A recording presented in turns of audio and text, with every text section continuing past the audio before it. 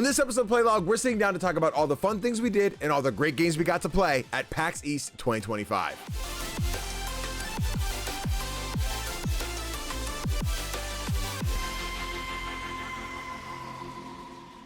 Hey everybody, CGDannyB back again. Ooh, Jesus Christ, you see? Hey everybody, CGDannyB back again with another episode of Playlog, the podcast where we talk all things indie gaming. But of course, I can't talk indie games alone because that'd be super boring. So today I have our special guest, formerly known as the Red Gnome, Dwarven Lion himself, Kani. Hello. What is poppin', homie? Not much. You know what I've just been doing for the last 4 days, and it's been a lot. So I feel you on the weak voice. And the more I play this hella relaxing indie game that we'll talk about later, the more my eyes get a little heavy. So I might have to put it down for a second. Yes, I get it. I know we're gonna record this because timelines are crazy. And in a perfect world, we wouldn't have to worry about getting it out sooner than later, but here we are. But yeah, Kani and I have been at PAX East for the last 4 days. We literally just got back within the last few hours of recording this on a Monday afternoon, evening, whatever. And we're going to do this.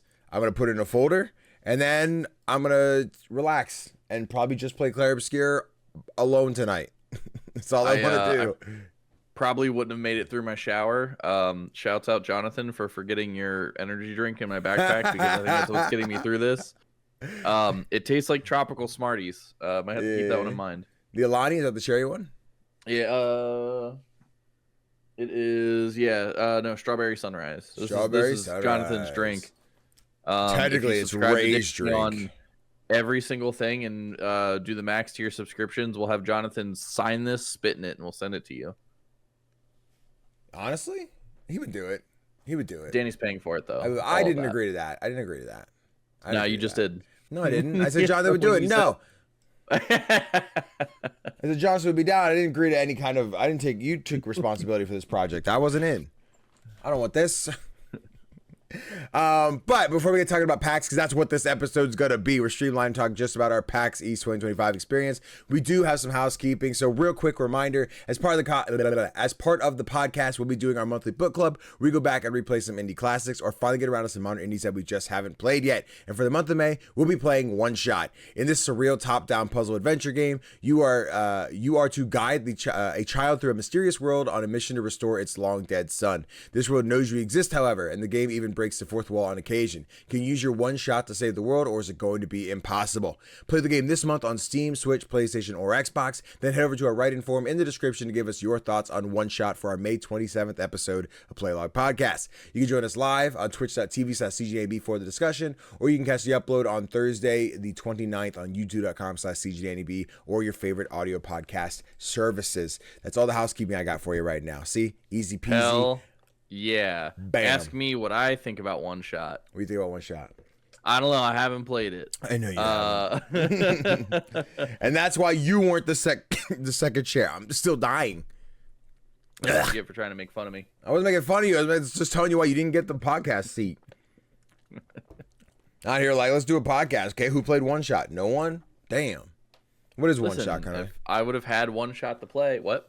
Who's the main character of One Shot? John One Shot. That's not correct. that is not it. James. Nope. You're getting so much closer. Is it just like a normal name? Nope. Is it?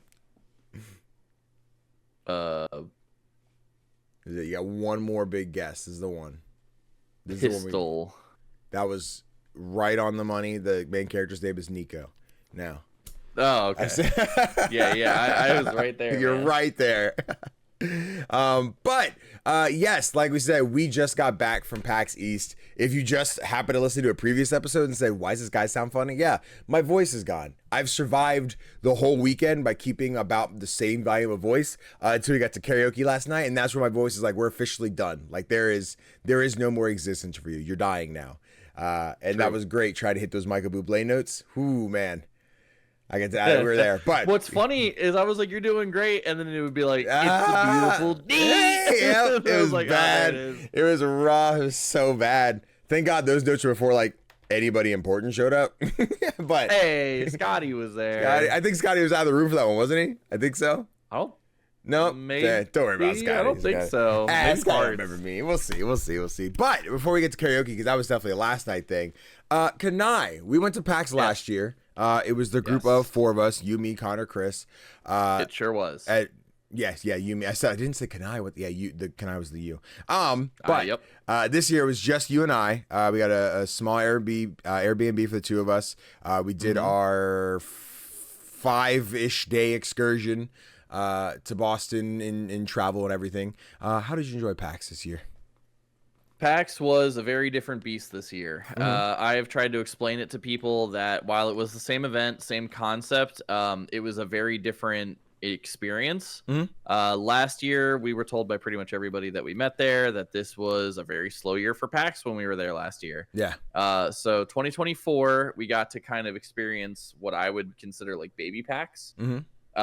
Where Thursday was busy-ish, but that's because none of us had ever been to a convention before. Right. So, like, we were like, oh, yeah, this seems about right. Yeah, there's, like, a reasonable line everywhere. I'm able to pretty much get in and out of wherever I want within, like, 30 minutes. This is great. And then Friday and Saturday hit, and we went, oh, my God, this is nuts. There's too many people here. And then it turns out that the typical Friday and Saturday is much worse. The Friday and Saturday we experienced last year was about as busy as the Thursday this year. Yeah. So it was hectic. There were some times where I was like, oh, I really want to play that game. I'll come back to it tomorrow, just to find out tomorrow it was like an hour and a half wait to play like 10 minutes. Yeah. And I was like, I'll go find another game, and I'll come back on Sunday. And that did happen for 2 games for me, so I'll take it. But no, a lot of fun. Still really enjoyed it. A lot more big names at this one. And I think that was interesting because I was starstruck last year when we happened by Ben Starr. Right. Who was there again. But just like the sheer number of like Ben Starr, Karen Fukuhara, these names probably don't mean a lot to you, Danny, but like Gavin Verhey, Mark Rosewater, for all the Magic people watching this, those are 2 pretty big game designers for Magic the Gathering. Ify Wadiwe was there again. Love Ify. We'll get back to him later. Yep. Some pretty big influencers. I don't know, would you consider Diana of the Rose pretty big? Yeah, I know absolutely. she like we know her, like we know who she is. TTRPG space, 100%, definitely. It was funny because you bring her up. I was speaking to Jonathan, who is our friend who knew her. That is how I ended up speaking to her for like 20 seconds.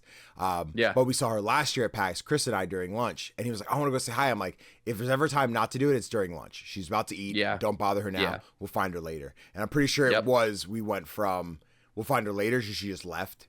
So there just wasn't no chance. No, so that's unfortunate. I got like within, like she was standing right behind me as you're having a conversation. I'm like, oh hi, you're Diana, nice to meet you, etc. So didn't have any long set of conversation, but I had a conversation with her, so that was nice. And I will say that like while there were more just like people we didn't know who was there, in line and everything, we also met more friends. That's a fucking Luli, baby. An even larger group of people that we got to see and hang out with. I got to meet and shake hands with a lot of people that I either didn't get to last year or that even weren't there last year. And I got to speak with some really, really cool people.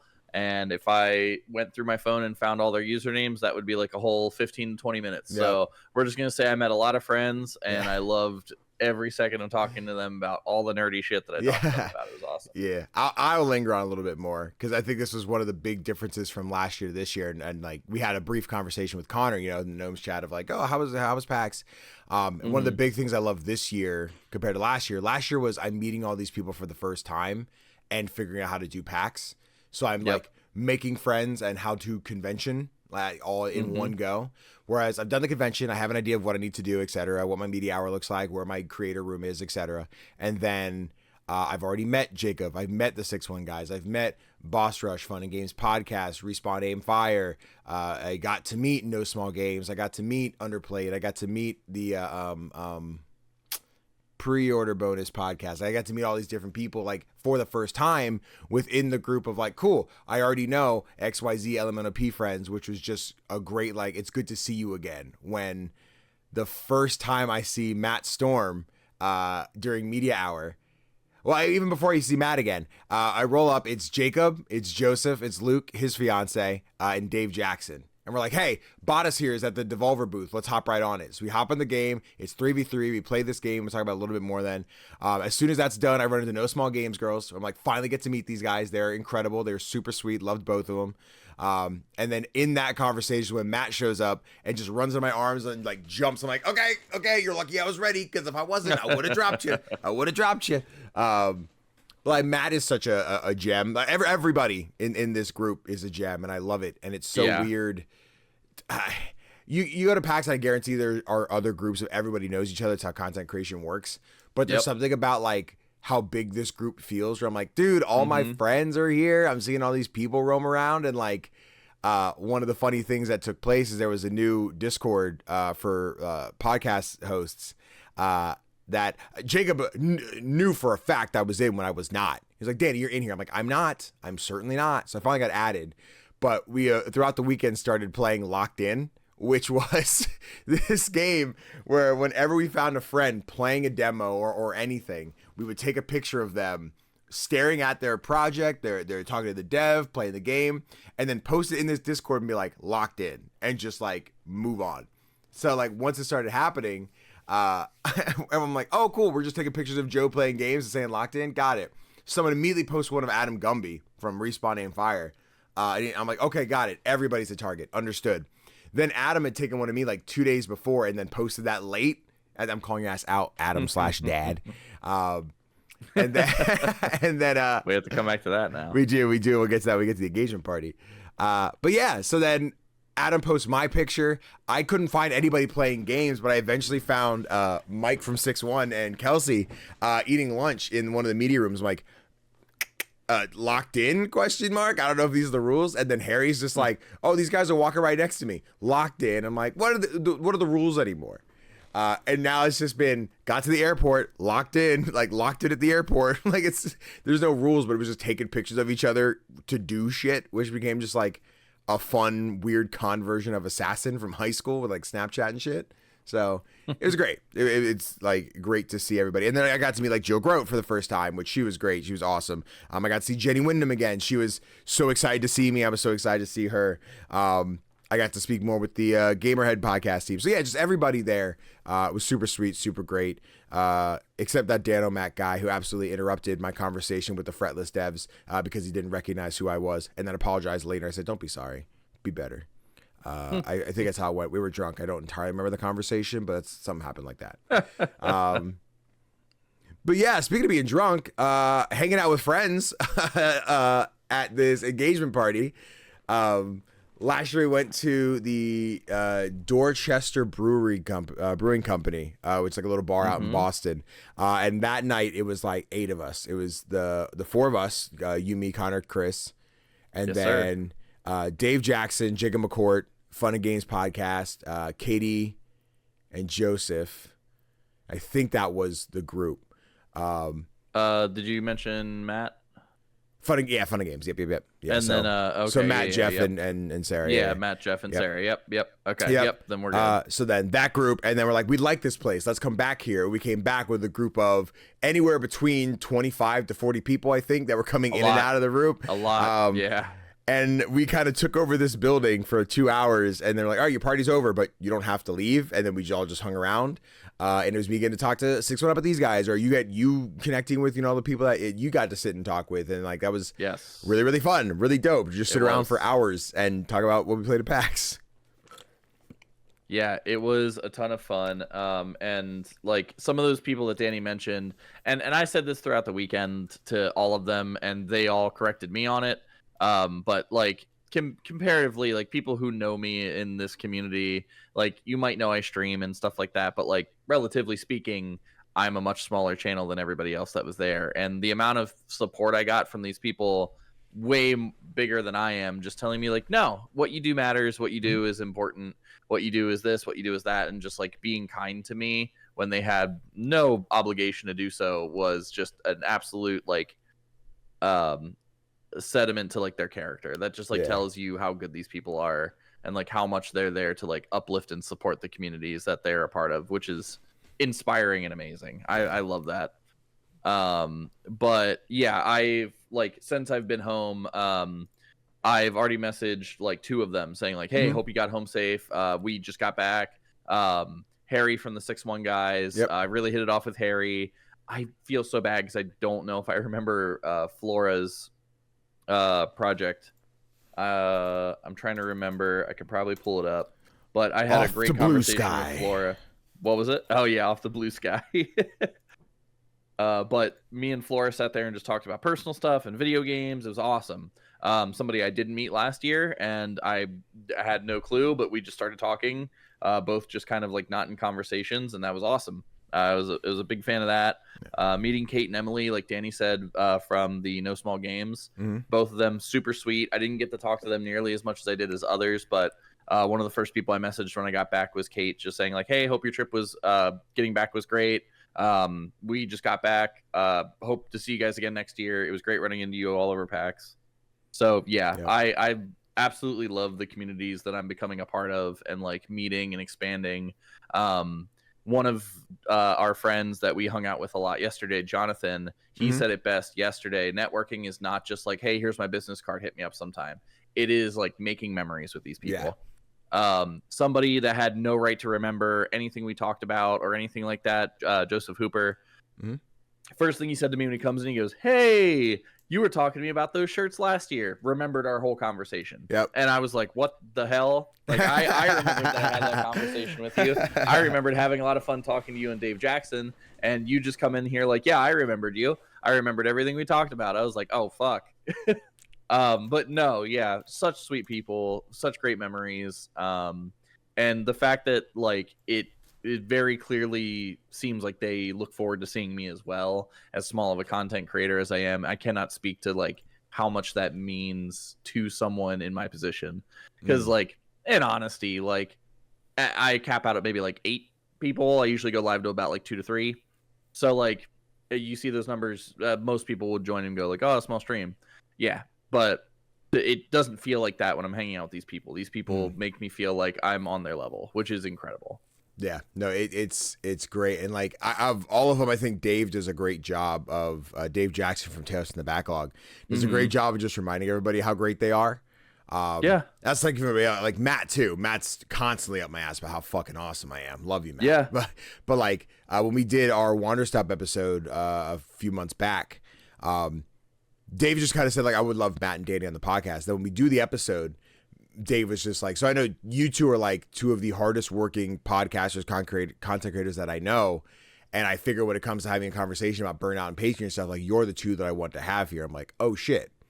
I didn't realize there was a reason I was here outside of just, oh, you played the game? So did I. So I was like, oh, that's crazy. And I think that was like a fun Dave way of being like, I see you, dog. I see what you're doing. Yeah. Keep it up. Coming from Dave, who somehow plays 15 games a month with a family and a dog. And I'm like, Dave, what the fuck, dog? Where do you find the hours? What are you doing? Yeah, I don't know where he finds the hours. I think Flora is with Epilogue Gaming. Yep. So Epilogue Gaming, they're also on Left Behind podcast. So I had pulled up here. Yep. Perfect. Flora, okay. amazing. I wanted to make sure I got that shout out. Yes, Flora was amazing. Absolutely great conversation. Made sure to, even when we weren't talking, stop back and say like, hey, had a great conversation with you. Follow me on social media. I'll follow you back. And I feel like I did a lot better job of doing that this year. Yeah. I want to make sure I have something I can hand out next year, and hopefully next year I can get into the media content creator thing. Yeah. Make that PAX video, next stream, talk about PAX for like 20 minutes. That is going to be tomorrow, baby. There you go. So, yep. Have it, baby. But yeah, that people, I could go on for the whole podcast could be how much I love these guys. Yeah.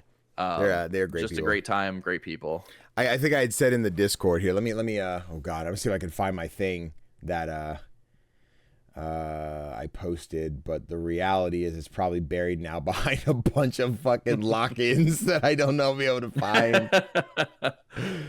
Scrolling. But let's be honest. Would you want it any other way? Not at all. Yeah, exactly. Hold on. Exactly. We're getting there. I'm getting cat selfies, so we're getting close to everybody left. Okay. No exclusivity. Mike got mad at me because I kissed multiple men. It's fine. Jacob. Okay, we gotta talk about Jacob's fucking drive-by lock-in though, because that shit was stupid. That was pretty crazy. That was pretty nuts. So back to the lock-in, right? You took a picture of someone doing a thing, whatever.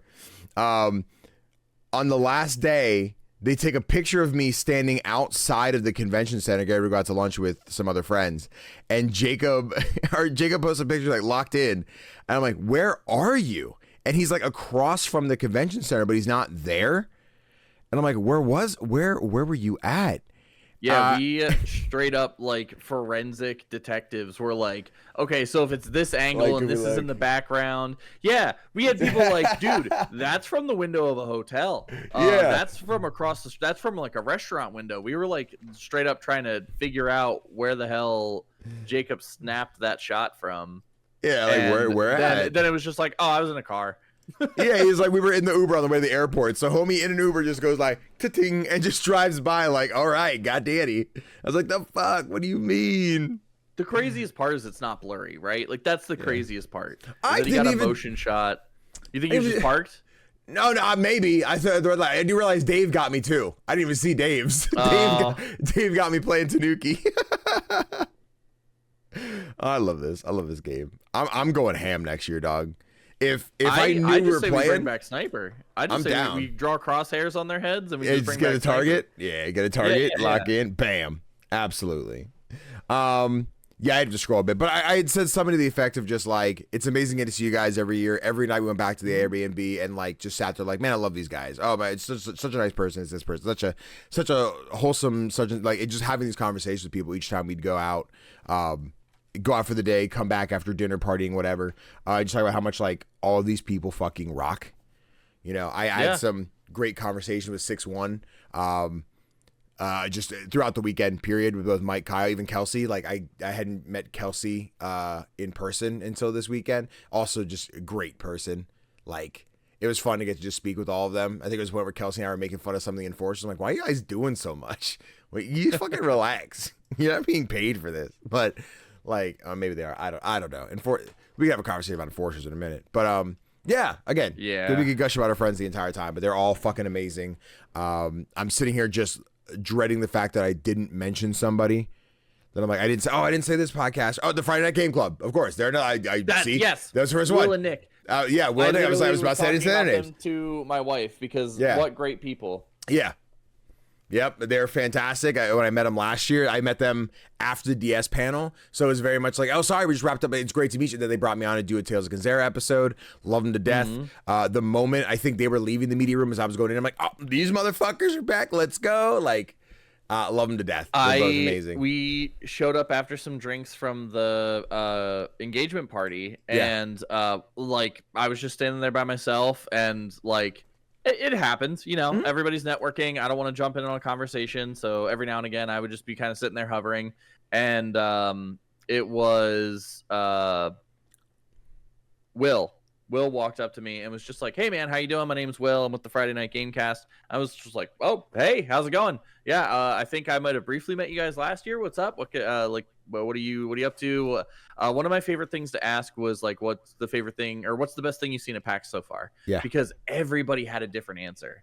And until everyone said GigaSword. Cool.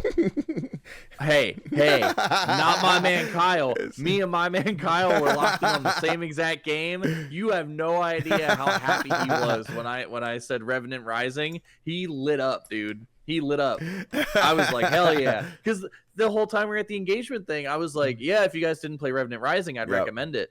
And then he was just like, yes, dude. Yes, that game was awesome. And I was like, yeah, all right, cool. Yeah, and Kyle was then him a and big I were like fan. sitting there explaining it. I love Kyle. Kyle's a awesome. lot of fun. I really want to sit down and talk to Mike next year if I can, like I did with Kyle. And I told him that when we were leaving because I spent so much time talking to Kyle that I got like no time to talk to Mike. Right. But those guys were great. Love them to fucking death, dude. With the party and seeing what everyone talked about, there was a great moment where we had the table of like 8 and then another table of 8 behind, and we had like maybe 4 conversations going on. There's a point where Katie was talking about a demo. She's like, yeah, I wasn't really a big fan of how this one felt and this, that, and that. I know the game. I won't say the game for the sake of I didn't play it at this demo or at this PAX, so I don't know. But I played a previous demo. And Ashley said, I'm like, what game is it? Oh, it's this game. I was like, okay, yeah, let's talk about that because I played it before and I did not like it. She's like, that's what I'm saying. It was this table of like, no, you guys just don't understand because this other, and I was like, there was this moment I was taken back. I'm like, yeah, it's just 12 nerdy fuckers sitting in a bar talking about why a game feels good or doesn't feel good. And like, you can do this on Discord and the podcast, but something about sitting at a table doing it just felt so right and so great. And I'm like, damn it. Can we just get like a compound and put everyone together and make our podcast in one giant building? And yeah, there was a point where like this was slightly after Flora and I had been having our conversation, but her and Dave started going off about Yakuza and like things they liked about the series, about like going through fatigue from there being so much or whatever. And then that turned into like, oh, I've never played those, but it always seems like something I'd be interested in. So both of them, I was like, sell me on it. Sell me on this game series. And just listening to them like go off about this thing that they're passionate about, incredible. I love that. It was so much fun hearing them try and pitch me to also enjoy something that they're such big fans of. It's I love it. I love it so much. It's so great. It's like listening to Jacob talk about the fucking Wii U. You don't have to even prompt him. He just does it. Yeah. Jacob is like, all right, guys, let me tell you, the Wii U is pretty great. Have you played Star Fox Guard? It's the best thing they've ever put out. But I forgot to put that on here, I guess, before we hop into the karaoke stuff for the last night. Sure. Saturday night, we had the main reason I was at PAX was for the video game trivia panel, video game trivia reloaded with Jacob McCourt. I love doing panels for Jacob. I had said on Blue Sky, I was like, anytime Jacob's got a panel, if he wants me there, I'll be there. Scheduling permitting, like I love being a part of Jacob's panels. There was a funny bit of like, oh, bully the players during the panel. After he was like, hey, I'm sorry. I'm like, no, don't be sorry. That was funny. There's no beef. At no point was there like but like, you have to play it up where like we got a question wrong because we were off by a word, and then someone else got a question wrong, they're off by a word, but they got the point and we didn't. I was like, oh, so Dave and I don't get the point, but they get the point. This is stupid. I hate it here. This game's dumb. Whatever. And I'm not gonna spoil who wins the game because Jacob will be editing the video, which will be up on his channel soon. It says about before the end of the month. Great panel. Anyone who didn't get to see it, I'm very excited for you to watch the video back. I'll be sure to repost it whenever it goes up. But one of the big things I want to talk about is how I got to lead an entire room of dorks in the iCarly theme song. You sure did. You sure did. I can't wait for that to be a TikTok, man. Yeah, the quickness at which everybody joined in on that and like how excited everybody was about that. There were at least like 3 people after who were like, that was easily my favorite part. Also, while we're talking about Jacob McCourt and panels for a second, hey, I told you twice at PAX that you're welcome to include me in that, and this is gonna be the 3rd time. If you watch this, Jacob, reach out to me, motherfucker. I'll do something like that. But also, I could be better about staying in contact with people. Matt told me last year to stay in contact and not be a stranger. Completely forgot about that message until I went to go check my Instagram today. So, yeah, I get the habit of just Instagram stories is like a godsend at this point because it's such a Snapchat. Like we don't have the whole conversation. I'm like, how you doing? What's your day? Like, just like, dude, that's a sick thing you posted, or I love that game you're talking about. That's probably how I've spoken to Matt the most this year, outside of Jesus Christ, why are we on the same podcast again? Go away. But yeah, no, absolutely. Instagram stories I think is great for that. But yeah, no, the panel was great. So it was Jacob hosting. It was 3 teams of 2. It was Trina and Dan. It was Lightweight Gaming and Steve Saylor. And then it was me and Dave Jackson as separate teams. The thing split into 5 different sections, different questions. There's also an audience team where everyone gets in a line. They work in a team of 2 by like whoever's at the mic and the person immediately behind them are like can converse and everything. So that's how the game works. And again, it won't spoil how it all went, but it went. But one of the sections was, here's a game. What is like the eBay resale value of it? And I tried to use the GameStop logic. I know I've sold this game for this much. You're like, nope, sorry, eBay is different. I'm like, yep, okay. All these numbers are way off. eBay is different. But one of the ones, and again, is very different. We won't spoil how it went. But one of the special editions that came up was iCarly the video game, the special edition that came with the pillowcase, still sealed and everything. Like, how much is this game worth? And as we're like guessing, earlier in the weekend, I made a joke about like, so we changed the joke like 5 seconds before the panel started. Initially, my joke was gonna be like, all right, everyone introduce yourself. It's like, hey, I'm CGDannyB. I host Playlog Podcast, blah, blah, blah, blah. Jacob told me 5 months ago this was supposed to be a big time Rush trivia panel, and that's what I studied for. So everything's gonna be wrong. And I was gonna do an occasional like answer a dumb question like, Kendall, worldwide, just with dumb big time Rush shit. I'm like, yeah, World's Mr. 3. Worldwide, Mr. 305. No, that's Pitbull. Yeah. But he's part of Big Time Rush, right? He sure is. Yeah. But a few days before our panel like happened, well, a few weeks before, Giant Bomb had some issues. They were, closing. Their ownership was, big old kerfuffle. Yeah, Giant Bomb's in place. And then the Giant Bomb panel was happening 30 minutes before our panel. So there was sort of like, no one's going to show up to ours because they're going to go to the Giant Bomb one. But I was like, there's got to be a limit on the room, guys. They're not going to get everything. So I switched the joke. It's like, hey, guys, I appreciate you getting in here because you couldn't fit into the Giant Bomb panel. Jacob's like, you're going to make that joke? I'm like, if that's okay. He's like, yeah, do it. I'm like, bet. Cool. So included that joke. Great one. I think it hit. But Giant Bomb, congratulations. Way to go independent. Fucking love you guys. Good job. But yeah, no, the panel was great. I got to speak with, like Light. Steve Saylor now follows me on Blue Sky and Instagram, so I'm kind of a big fucking deal now, Dan and Trina, also amazing. I'm glad I got to speak with them. Two names I knew of. Or more Trina, I knew of Trina, but didn't get to speak with her last year. And then Dan was a brand new entity to me. So the night we got to hang out after the party and chat, I'm like, you're such a cool guy. Cool dude. Very cool guy. But yeah, I think that's all I have for the panel until, we have to watch it. That's just going to be fun. I will say, Asa came in with the save on telling us the Giant Bomb news, which, by the way, we forgot to mention Asa, and shame on us. Oh, yeah, Asa. What a dude. What a great guy. I didn't get to hang out with Asa a lot last year. I think literally was just in line for the Kind of Funny panel. Speaking of which, I didn't even mention the Greg Miller panel. I got to go to day one. That was awesome. I got to watch Greg Miller talk in person. That was cool. That's your guy. Yeah. It's been such a long weekend. That feels like it was a month ago. That was so long ago. That was honestly, yeah, it felt. We were just doing karaoke last night, and it feels like it was a week 24 hours ago. Yeah. Less than 24 hours ago we were doing karaoke. Feels like that was forever ago at this point. It so fucking does. But Asa, phenomenal person. I again only got to speak so much to Asa last year, and then we actually went out to lunch. We went to the Boston Tea Party. They had gas station sandwich. Let's go to this barbecue place. Hey, it's gonna be a 2-hour wait. Okay, let's go to this random Italian place. A little saltier than I expected, but we just had great conversations about games. You guys talked about Magic. We had conversations about the problems of being black people, both in society and just health shit that was there. And I was like, me too, man. But no, I just talking about Asa, and then of course Adam Gumby was there. It was the four of us, you, me, Asa, and Adam. Fucking fantastic. Your father? Lunch. My father, Adam Gumby. Thanks, LB. Thank you. Shit, we're doing the thing. We're jumping around. I guess back to the engagement party. So I took my Snapchat of hey everybody, hanging out at a party, whatever. And I get this video clip of Adam Gumby who's just sitting there, bald, big beard, just like I would be, just a lot darker than I am.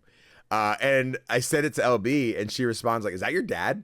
So I look at Adam, she goes, I guess I responded first, and I said, nah, that's my man Adam. He's just old. And then I tell Adam, I'm like, LB said you're old. He's like, who said I'm old? I'll fight someone. So I was like, I messaged her back something to the effect of, it's Snapchat, so it's gone now. It was something to the effect of just hey, he expects an apology. He expects you to show up here and apologize for calling him old. She's like, I didn't call him old. I say it looked like your dad. I was referencing the familiar similarities, how the fuck it's phrased. And I was like, you know what, you're right. I called you old, Adam. And he's like, dog, I'm 4 years older than you. I'm like, sorry, Dad. So now the running gag, literally 15 minutes ago on Blue Sky, it was like, hey, everyone wants to do a PAX podcast. I was like, put me in, Dad, I'm in. He's like, all right, son, let's do this. So the fact that Adam and I are just stayed up pretty long. Yeah. While we were out in public. We're out shopping. I just pick some stuff Dad, can you buy from me? He's like, ask your mom. Mom's not here. She's on the cruise with Tom. I was like, don't, kid, you have 3 more days this weekend. Don't piss me off. It's just a great fucking bit. Then now Adam's just my dad, and I like it. I like it a lot. But Asa, the panel. You were talking about the panel with Asa giving the news. Yeah, no, yeah, he swung in, and one of the first we saved him a spot between me and Adam. We like set up this whole plan to save a spot for him. And then Asa comes in, and immediately, like, everybody turns around because he went to the Giant Bomb panel, and they're just like, what happened? What's the news? He's like, I don't think it's my news to tell. And then somebody goes, they're live streaming it. And he's like, oh, and then just announces it. So, okay. Yeah. So they're live streaming it. Yeah, they're live streaming it. But yeah, no, a lot of fun. It was a great time sitting up front, being a part of that, even just through audience participation. Yeah. It's as fun and energetic as it was last year. Just keeping it great with the people that are up there and present, and the audience being just as key of a component. Yeah, and like even I mentioned like last year, like the DS panel had audience participation, but this was like this is a game, this is everyone to play. Yeah. And like there was so much more like excitement and screaming and like watching the audience get questions right and the panel get it wrong, like like screaming like we did it, guys, we got it. Like that was very fun. But even like I was so hyped. I thought it was a great time. It was so dope, and I'm like. I think the cycle for a Jacob McCourt, so you do a retrospective, you do a trivia, and you're done with your Jacob panel. So I'm like, Jacob, go get a new panel so I can get on because I want to do more panels. And that goes for everybody. If you want me on a panel for your PAX next year, let me know. Or, West, give me an excuse to go for sure. I don't know. If you want some random tall white guy who likes very niche things on your panel, convince me. Convince me to get up in front of a group and I'll do it. I can be entertaining and say dumb stuff for like an hour. As you do. But yeah, a lot of people said their favorite part was after the panel, where it was literally, again, that whole group of friends standing there for like another 2 hours, just talking and bouncing around. And I got selfies with, Jenny and another. I have a lot of selfies with Dave for some reason. Like I think every night I'm like, Dave, let's get some selfies, dog. Get some selfies, dude. Dave's great. Dave is great. No, it's fantastic, just social hour. Like I was talking to Jenny about just wholesome games in general, with the showcase coming up in June, and like, I'm like, Jenny, I'm trying to math some things. How's it? She's like, I can't tell you nothing. I'm like, Jenny, I think I know the answer. I just need you to give me something. And Jenny had her mask on. I'm like, I get nothing because I can't see your face, but I think I'm right. I just won't know until I know. And yeah. PAX is a fun time to see friends who know shit where I'm like, tell me about the shit you know, friend. Like, they can't do it. I'm like, you're telling me now. You're telling me. But yes, that's very exciting. You might not think you are, but you are. I can see it's right on your face. I can read it. But yes, after that, we went home and chilled that night after trying to figure out, we watching Backlash, and no one wanted to watch Backlash. We're like, okay, cool. Good night, everyone. Then last night, so Sunday night for us, for PAX, was karaoke night. We got to hang out with Jonathan, Latinos Against Spooky Shit, over on Instagram, TikTok, whatever. He has also been a part of D Plus Ultra. He played Isai. So I met Nerd D last year at PAX Unplugged. Jonathan is the second member of D Plus Ultra I've gotten to meet in person. So that was great. I think when we started the con, I was down at the media line waiting to get in. I hear like multiple times, they're like, Danny, from across the show. I'm like, who's yelling at me now? Hey, Boss Rush. Hey, these guys. Yo, this dude. Right. And then Jonathan comes, down the escalator, gives me a big hug. I'm like, this is great. And then like 40 other people recognize Jonathan. So I'm like, hey, we got to talk this weekend. I got media. I got to go get appointments, whatever. So it was a lot of in passing speaking to Jonathan. And we're like, are we doing things tonight? We're doing this, but are you doing this? And then, plans didn't work out. So the Sunday night plan of getting everyone together, and by everyone, the two of us with Jonathan, and then Jonathan's crew, which was also Shadow Dow, which great to meet you in person, Josh. Yeah, awesome to meet you. Yeah, and then the rest of the crew hanging out. We went to get help me out here, the soup, the fucking we thought it was pho, and then it was like longzhu noodles. Yeah, which was really great. I was like, I ain't very hungry, so I went with a bunch of chicken. It was very good. The popcorn chicken was fire, dude. It's good shit. Yeah, hung out with them for a while, just chatted. I had a very great conversation with the group about just like life, sexuality, different things like that. I'm like, eye opening. We're figuring things out. But then that went you, me, and Jonathan going to karaoke, where we got to hang out with Scotty K Fitness, and then eventually Iffy showed up. Yep. That was a very fun night. That was a very cool moment. And we spent the whole time, we know it was Scotty who got the event, I believe, from what I understand, they said they'd comp Scotty's room if he made an Instagram post. So we got the room. That was really cool. To hang out, get some food, some drinks. Yeah. But yeah, it was very dope circumstance. Get to hang out and do some songs. I got to sing "I'll Be" by Edwin McCain with Scotty. You got to do the Gorillas with Iffy. Yeah, I got to do Clint Eastwood with Iffy.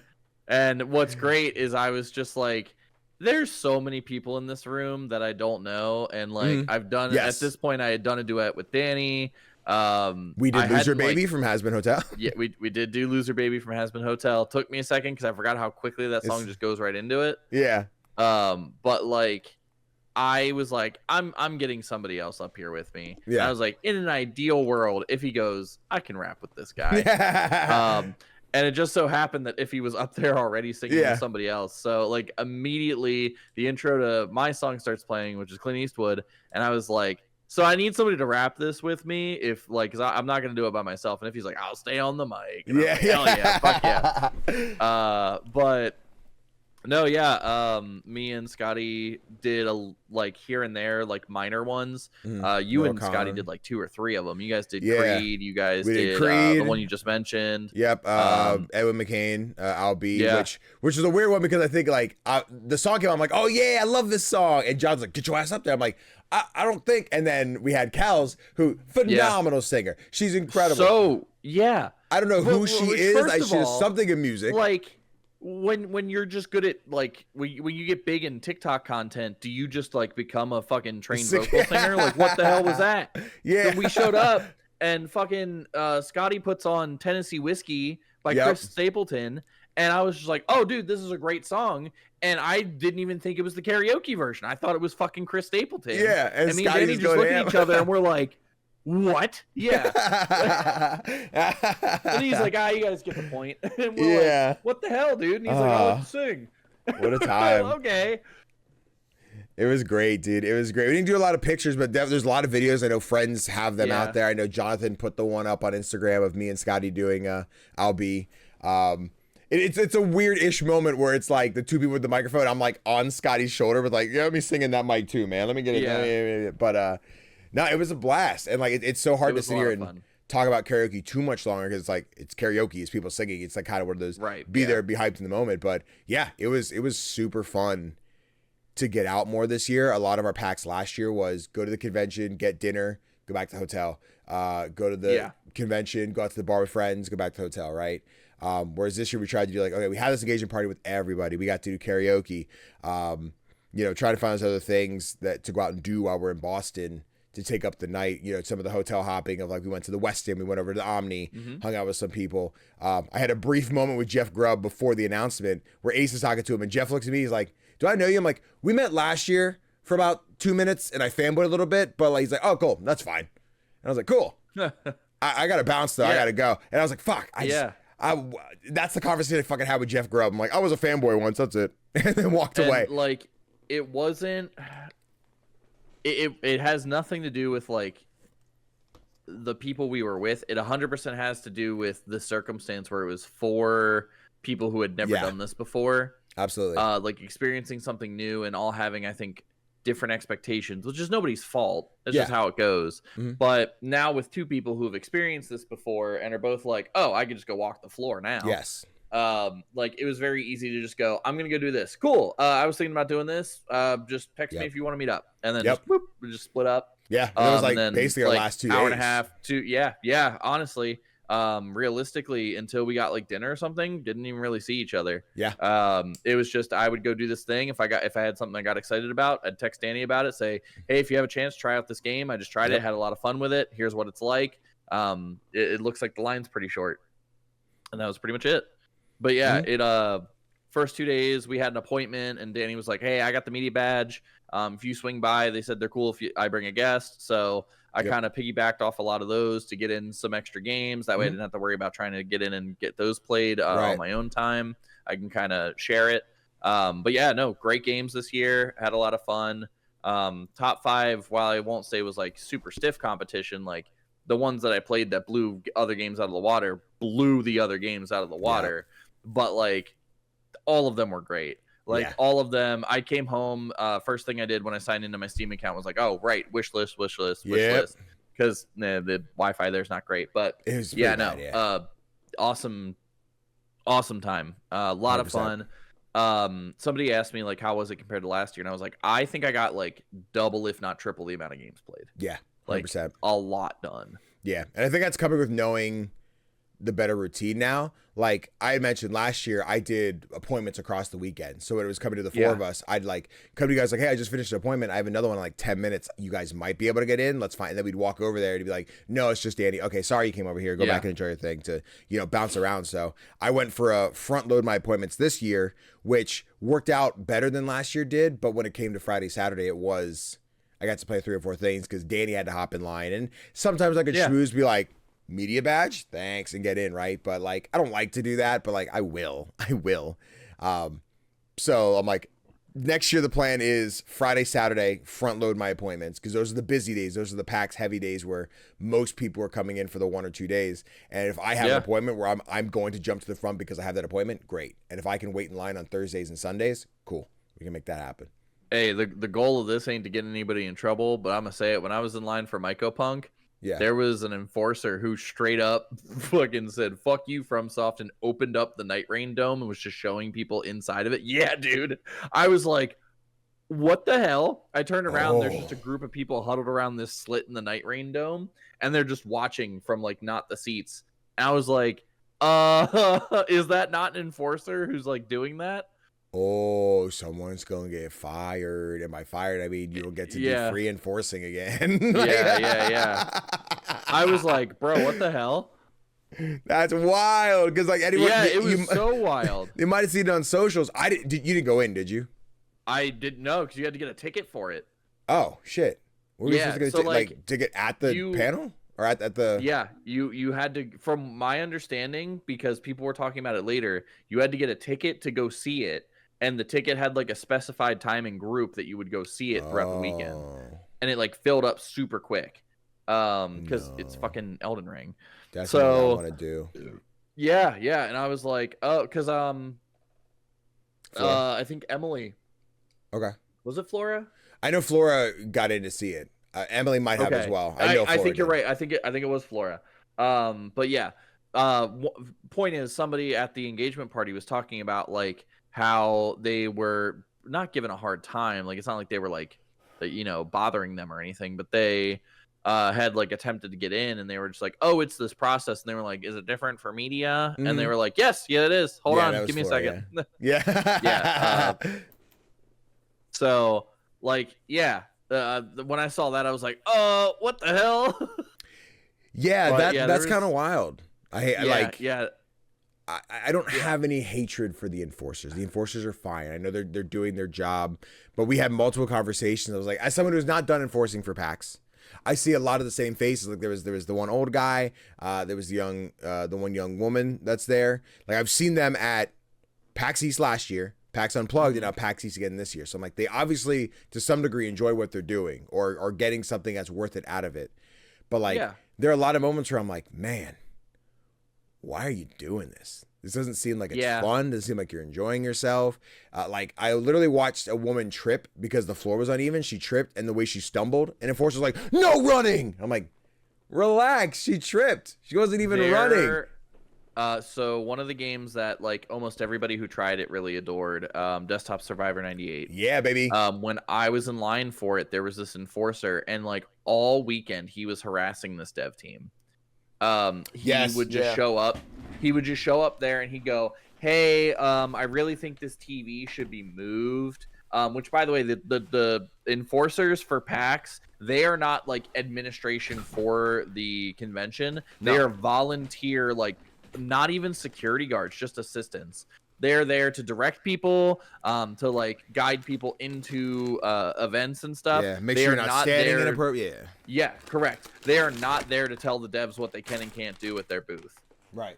So this guy showed up while I was in line 3 times to tell different parts of the dev team or like whoever was helping there that they needed to move this TV that was like displaying the gameplay. Sorry for like, audio listeners, that was a book. Yeah, that was a book I let Danny borrow. Yeah. But they were like, yeah, it should really be at the back of the line so that people are seeing it and they're getting excited while they're waiting, because I think it's drawing people into the front of the line and people are getting confused. And they were like, we're really sorry, we'll find time to move it. He's like, oh no, you don't have to listen to me. And they're just like, then why do you keep saying it? And I would watch him like circle. Yeah, I would watch him circle back around and like cross his arms and just shake his head no while like looking at them not fixing it. Yeah. And I was like, why does it matter? Just leave. If you don't like it, it's not your fucking dev table. Leave. Who are you?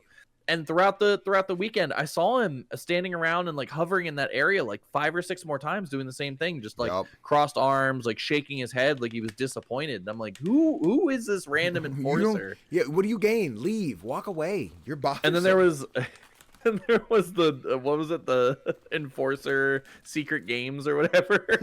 I felt really bad, but honestly, so we finished video game Tinder as a panel, which was super fun to watch. A lot of fun. Basically, they're just like, we put video game characters up on the screen and it's swipe left or swipe right, the panel chooses. But when they finished that panel, like our group, our friends are sitting around just talking, shooting the shit, and the enforcers come in like, hey, this is normally the part where we kick you guys out. We're like, all right, message received. We're like, but we're not doing that tonight. We're actually starting another panel that's enforcer games. There's going to be a bunch of games for the enforcers, so you could stay around and watch. And the entire time this guy's trying to gas us up to stay for the enforcer games, you're just watching the mob just leave. Like, we were I'm like, not staying for this. I appreciate it. I'm glad you guys get to do something. But like, in all due respect, the two cool enforcers I showed came dressed as the ball guy from Pokemon Sword and Shield. Oh, I didn't realize they were enforcer. Duolingo bird, and neither of them were there. So I'm not hanging out Duolingo bird and ball guy aren't there. No, thank you. Yeah, dude, but like the enforcers, and again, I'm not here to yuck anybody's yum. If they're having fun, I'm glad they're having fun. But there's so many times where they do like the march around music parade kind of moments, and I'm like, are you enjoying this? Is this for us? Because it gives the same energy, and this is going to be dated now for the youngsters, but it gives the same energy of Ubisoft doing concert performances at E3, where the audience is just like, I'm not here to watch Usher. I'm here to see you talk about Assassin's Creed. Like, that's not what I'm here for. So watching the enforcers march around and do their thing, again, if it's for them to have fun and do their thing, pop off, shut me up. I got nothing else to say. If this is bring up the charisma of the people around you, I don't think it's doing that. Because I think every time it happens, we go, why the fuck are they doing this? Is this to entertain me? Because it's annoying me personally. But yeah, I don't know what they were doing, dude. Yeah. The whole time I was like watching them do anything. Like there was a part where the one guy was like talking about how like this generation's doomed, and I was like, then why are you here? Yeah, what are you doing here? Nobody wants you here, dude. No, well, damn. You missed that to him. Fair enough. I mean, nobody they are there because they want to be there. Nobody was like, yes, I want enforcers to tell me what I should and shouldn't do. Yeah. You know, like nobody was like, yeah, enforcers, let's go. But yeah, the enforcers, like, again, some of them are chill, some of them are cool. I'm glad they get to hang out at the con and do their thing. Just some of them, like, man, it's a real killjoy. I know you got to keep everybody safe, but relax. Right. But yeah, I think in terms of like the con outside of the games we actually got to play, I mean, that's all I could think of. Anything else you want to commemorance on? Made that word up. No, I mean, like there was like a TCG / like TTRPG thing. I got to meet one of my favorite TCG things. One of my favorite TCG content creators, Lewis Stardust. She was great. She was super friendly. I know. That's just me being like still kind of starstruck that it all happened and being rambly. That's not what I meant. Super wonderful person, was really quick to be like, hey, do you want to play a game? Like, I'm free and like you just learned how to play this. Do you want to like do another one? Like, sure. And I ended up playing Altered with her. She's like a cosplayer. She helps promote the game a lot. Yeah. And I got to sit down and talk with like one of the designers of the game, and I also got to talk to like one of the artistic directors. Super cool TCG.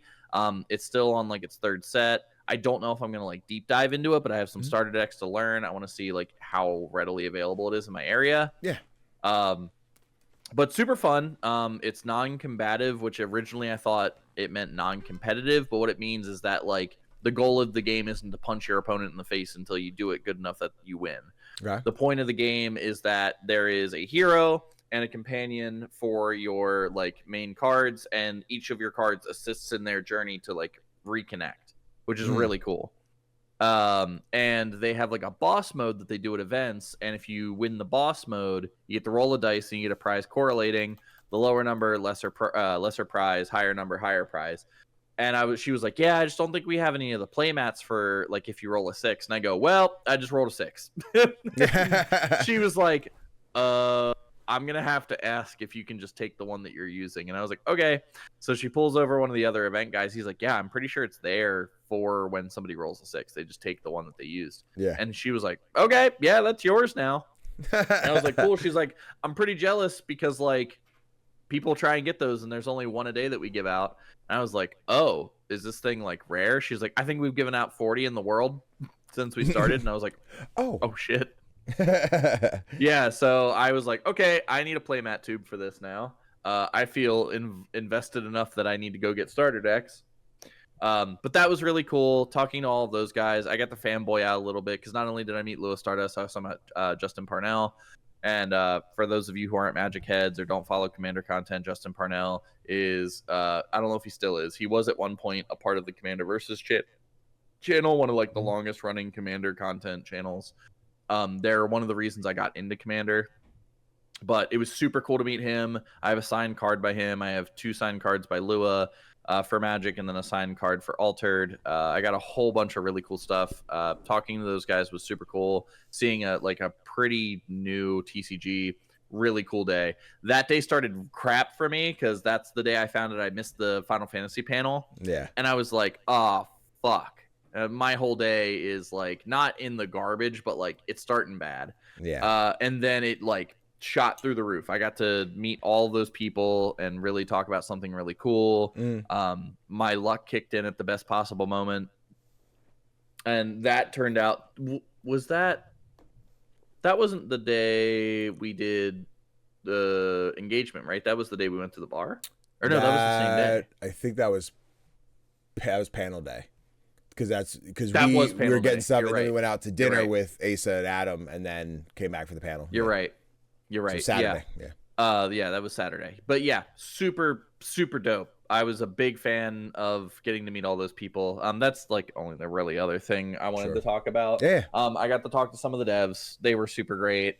The guy who worked on one of the games that I'm going to talk about here in a minute, Away From Home, super cool guy. It's a 2-man team making this game. It's just him and a coder, or a programmer. But like crazy good. How like that game's awesome for just a 2-man team. And one of the other games I'm going to talk about is a 1-man team. Like the amount of passion. I said this to all of them. Like the small details in their games that you can really tell how much they care. Yeah. And it's awesome.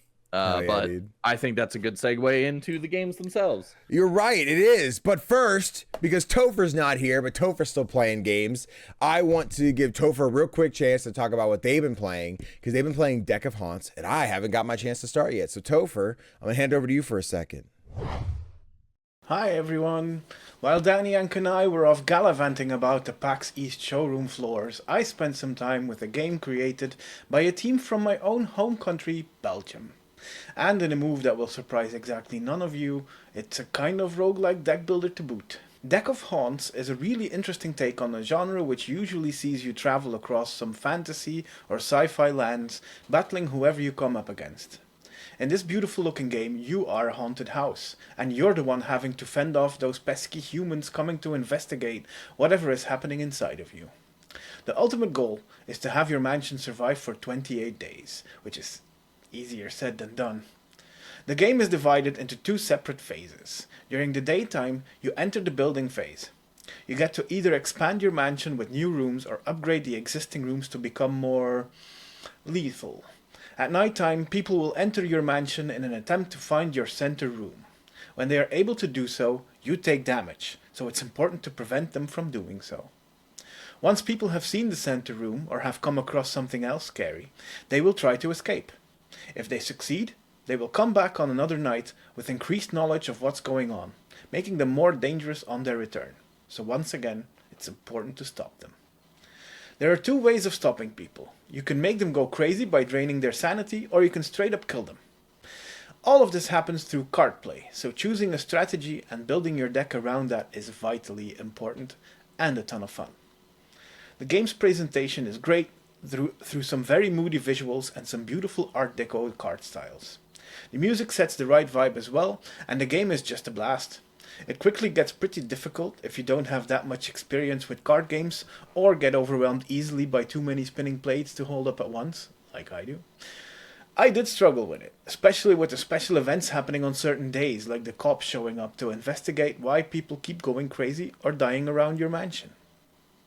But in the end, this is yet another great roguelike deck builder in a year full of them, and I'm loving it. Let me know if you check out the game as well and what your thoughts are. But for now, let's get back to Danny and Kani for the rest of the episode. See you next week!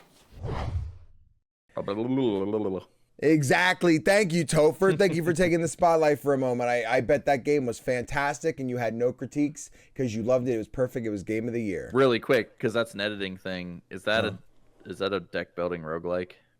Yes.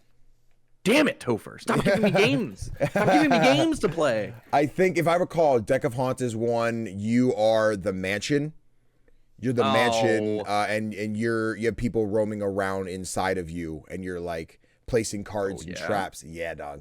And as they're exploring, they're trying to find the heart of the house, and you're like stopping them, making them go crazy and stuff like that. I'm sure Topher just explained it super well, and you probably should have just listened to Topher talk about it.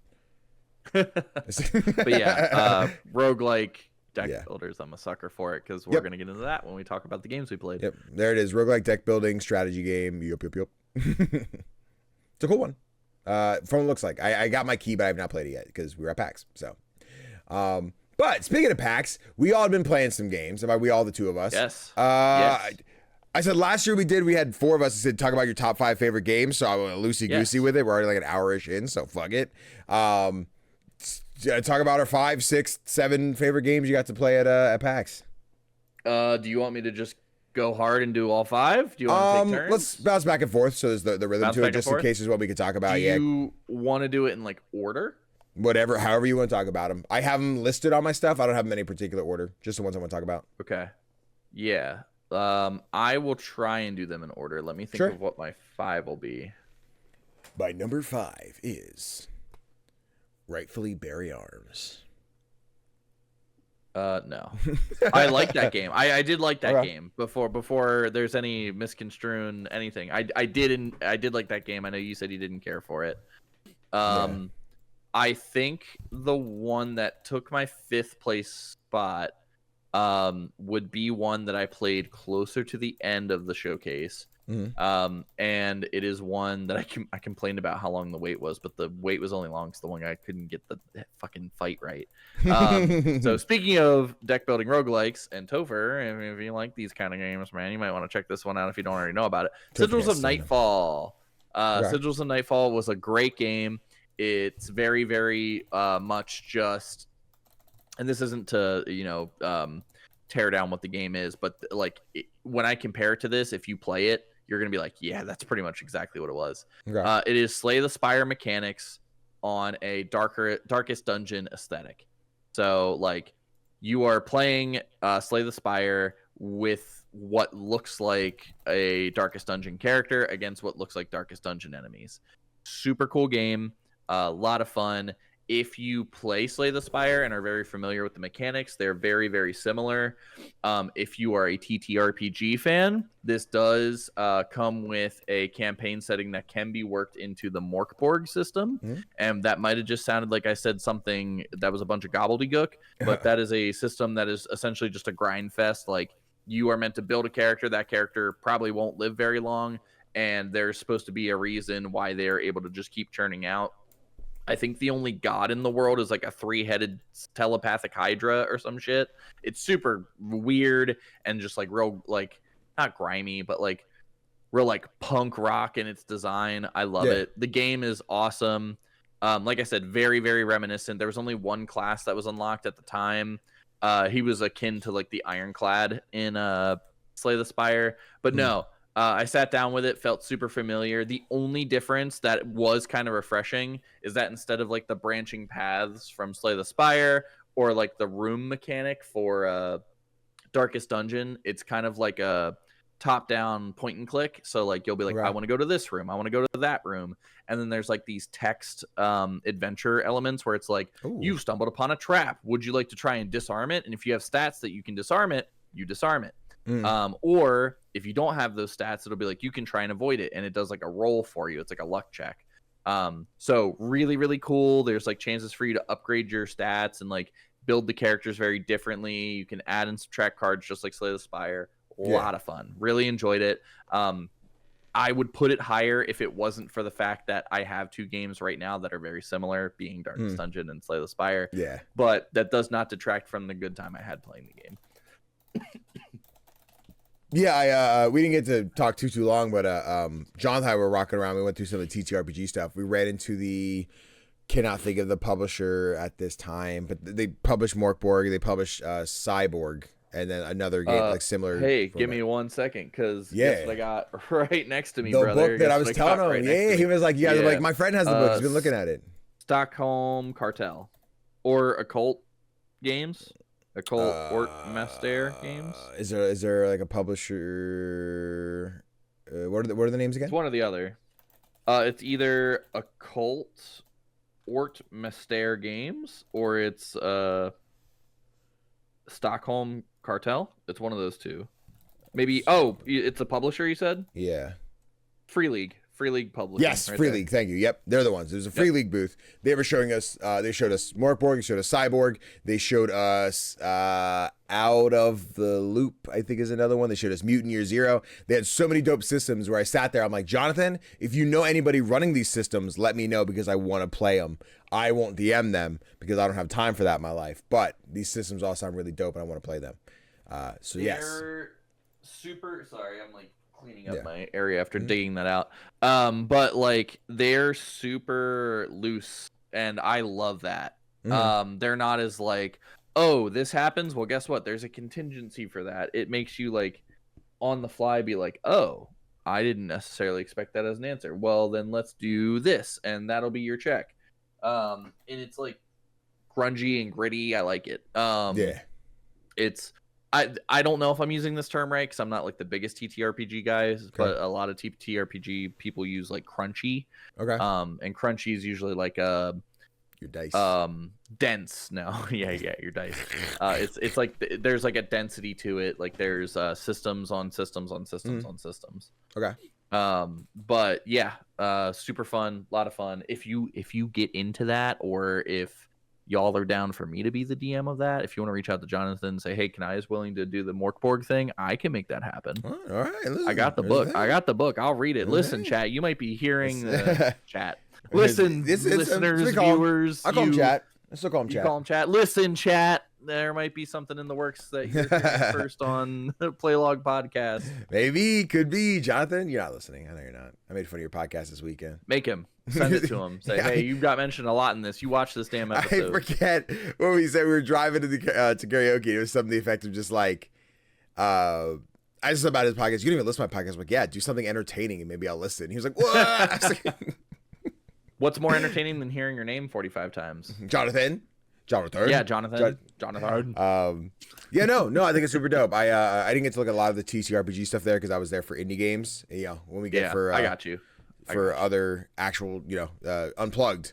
But I also have friends to meet there, so. Exactly. That's what's unplugged for.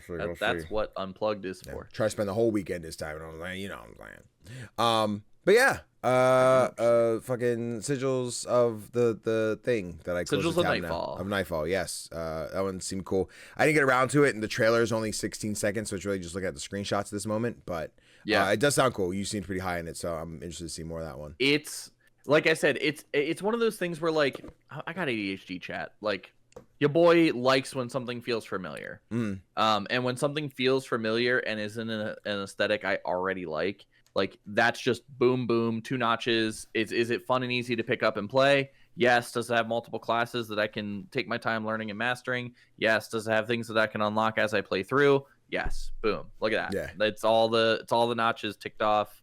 So yeah, it was a lot of fun. I enjoyed it. Bet.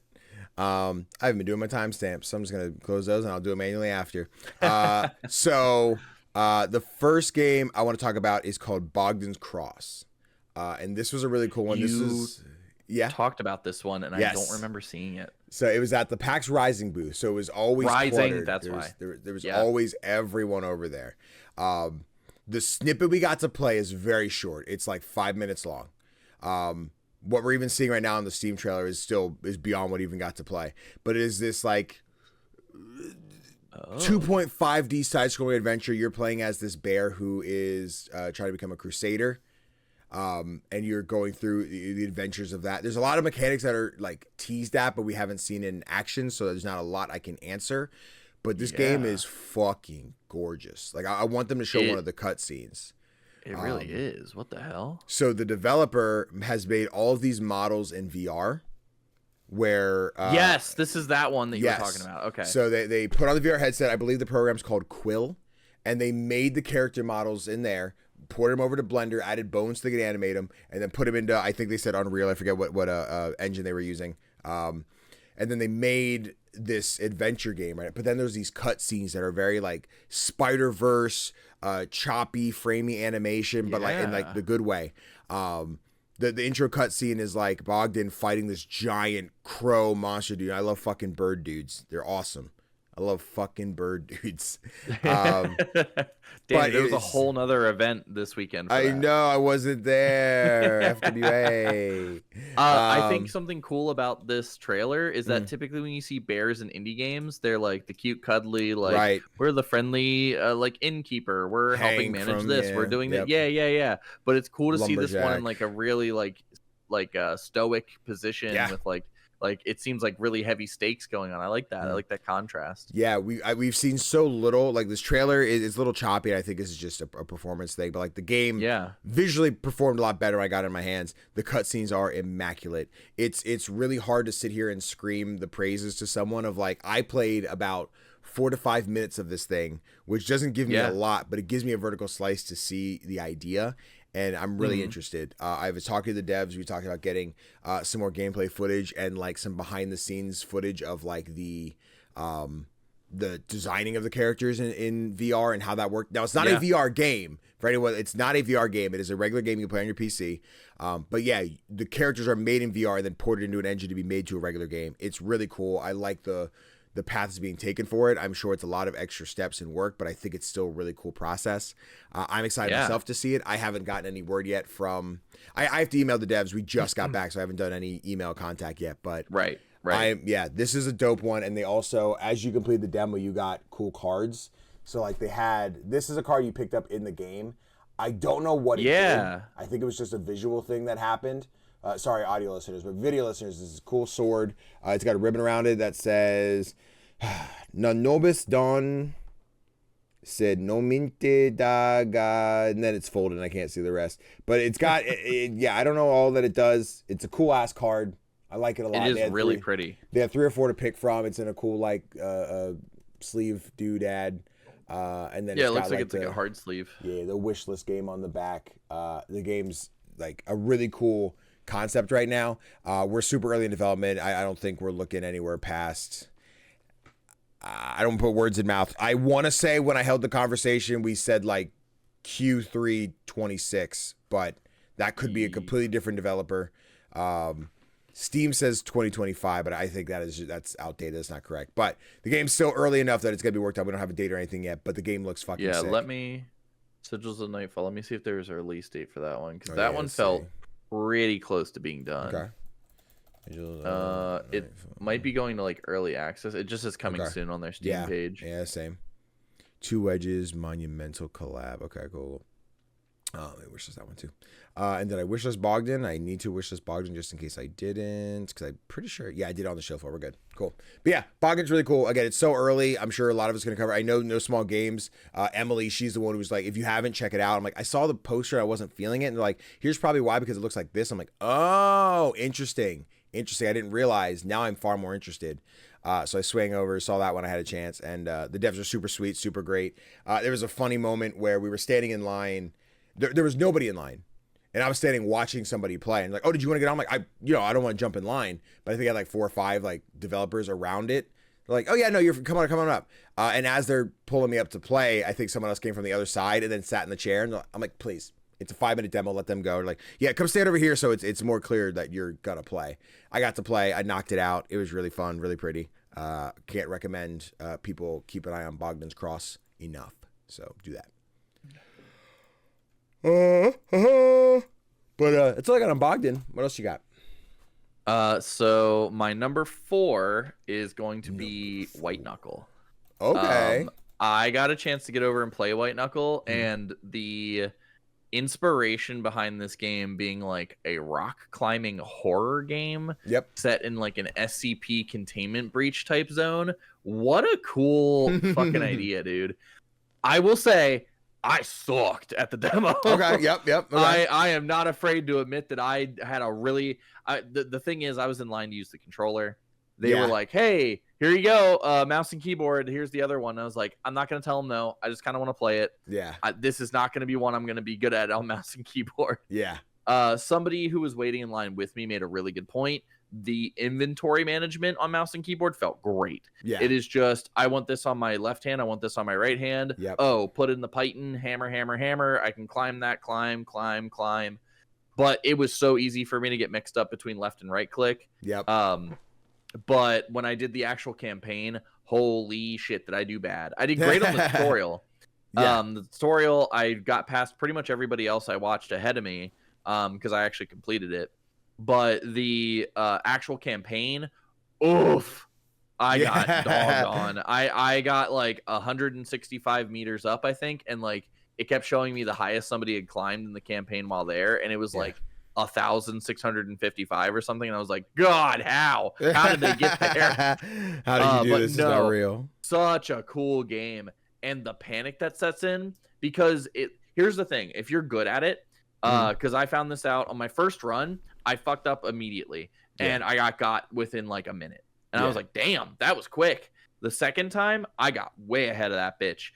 There's like these doors that shut, and then there's these announcements that start building on the pressure that are like, containment breach imminent, blah blah blah blah blah blah. And I'm like, oh shit, oh wait, I gotta pick it up. Oh, okay, hold on.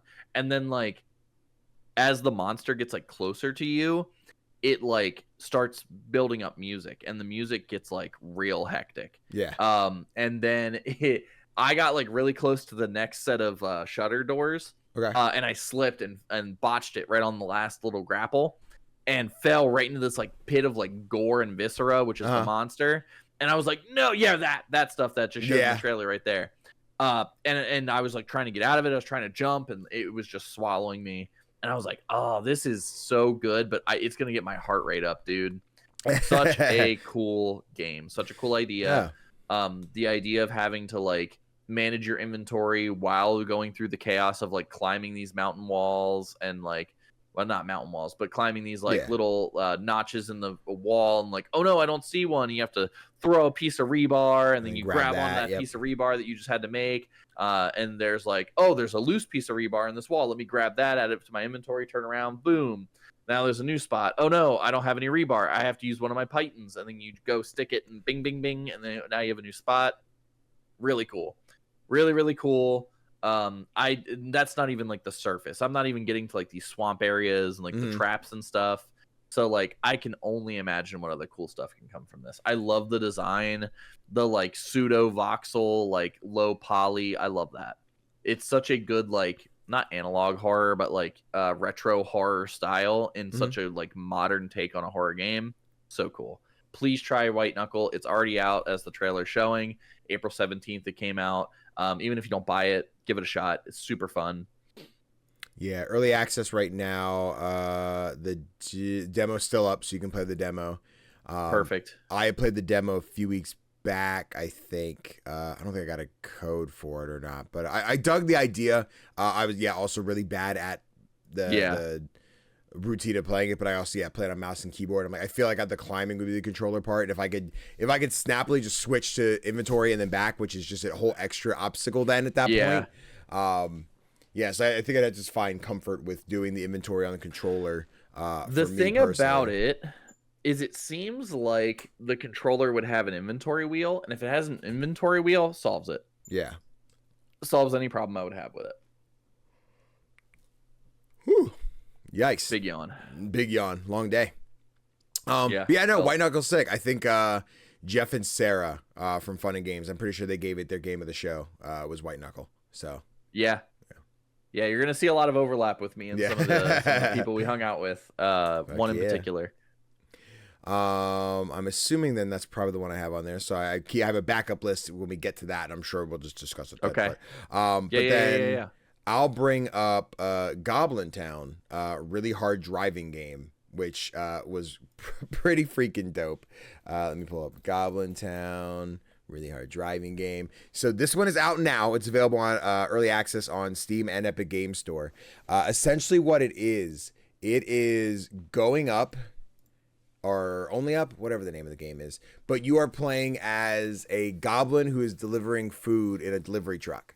There was a lot of backstory to this one as I was talking to the devs. I guess before I get to that, what was really cool is anyone who's been following me on socials, YouTube, Instagram, or TikTok, I was doing coverage on the show floor. I was sitting with the dev, hey, what's your game? Let's talk about something important about it. When can they play it? Where can they play it? What platforms? Really short form content. They were doing fairly well. People were liking them. A lot of people were just like, Danny's knocking this shit out right away. While I was posting these, GoblinTown on TikTok was like, hey, you come play GoblinTown yet? I'm like, I haven't. Do you have an appointment? They're like, get your ass down here. I'm like, on the way. So I went down, found GoblinTown. They set me up on the special booth. There was like a really cool throne. If you haven't seen, I posted the picture on Blue Sky, my Instagram story. It's going to become my profile picture once I get it cleaned up. But it's such a cool picture. It's pretty dope. It's like me with the controller, and I'll explain why I'm screaming, but I'll explain why I'm screaming in a second. And I'll tell you, my forearm's looking fucking tasty, dude. My forearm's looking tasty in that picture, dude. But like I said, it's only up. The whole goal is you're driving this like a food truck. You can propel yourself forward. You pick up more fuel as you're driving around, and it's the tricky thing of learning how to steer and where to go the entire time. What makes it unique is there's a goblin mode while you're driving. It's goblin mode audio. The way it functions is while you're screaming into the microphone, you go into like bullet time, like Max Payne. So anyone, if you're not familiar with bullet time as a term, the slow motion, like, and you can shoot, aim everything accordingly, or like Deadeye from Red Dead Redemption type deal. So what you're doing in this is while you're screaming, the car slows down and you have a chance to like course correct and get back on a track. So like in Only Up, if you fall and you fall all the way to the bottom, you have a lot better chances of getting to a checkpoint. And I fell, but I can scream into the microphone and move to get myself there. I only got like 5 minutes in my demo, like while I was on the cool booth and everything. So I really didn't get a chance to like nail it and get the shit done. But like, it's a really cool idea. It's a really fun thing they're doing. So GoblinTown proper is like an art company. I don't know why this isn't looping for me going in. GoblinTown proper is an art company, and the game is called GoblinTown Really Hard Driving Game. So this is what is starting to be their first game. Again, it's out early access now. They were very adamant. They're taking the feedback. If you're playing it, you leave a review. Here's what I don't like. Here's what I like. And they want to adjust accordingly to make sure this game is fun for everybody. They gave me a key. I just got home, so I haven't had a chance to play it yet. I would like to stream it sometime this week and see how I can do. We'll see. Maybe once my voice is back, we'll give it a shot. Right now, I don't think that's a good call. I just want to play Claire Obscure, honestly. But yeah, when I finished at the demo, I put the TikTok out. They boosted it, so it's doing fairly well compared to some of the other ones. So appreciate you, GoblinTown. But also they set me up with a shit ton of stuff. So you guys, wrong camera. I need to make sure Kani's still on here. But like they gave me this hoodie, which if you guys have seen this. It's not ugly, but it's kind of ugly thing going on. There's all these little goblins and creatures and monsters on it. They gave me, what else did they give me? They gave me another hoodie, which I've not cracked open yet. Also, the artist has a bunch of drawings of their goblins, so it came with one of those. So this is one of their characters, and the eyeballs are like painted like little yellow dots. They also gave me some goblin ears that I got, as well as a goblin mask that I haven't opened. You got enough to dress up for the when you stream it. Yep. I want to do a video. I think what I'd like to do is do a video of here's all the stuff I got from GoblinTown. Thank you so much. And and I want to make like a channel point where I'm like, do a run with this bitch on. So like, this is the fucking mask that they gave me. It's so dumb. But I saw everyone walking around with them like, why do we? Oh, I see. Yeah. Ooh, smells like plastic. All right, that's a Halloween costume. Yeah. It's probably got that latex smell. Yep. But then just the regular ears, I guess, that'll be with it. Yeah, I'm excited to check this stuff out. I wanna unpack it and do a short form TikTok and stuff with that. But yeah, GoblinTown's a really cool idea. That's simple. I got to no checkpoint, so I've barely seen what this game has to offer. But the devs are like, we've seen the TikToks or we've seen the live streams. Some speedrunners are already knocking the game out in sub 5 minutes, something like that. I forget the exact times, but they're watching people get really good at their game already. So yeah, if you want the chaos, this is the new only up, and I'd recommend checking it out. I had a really good time, and I want to get into it again soon.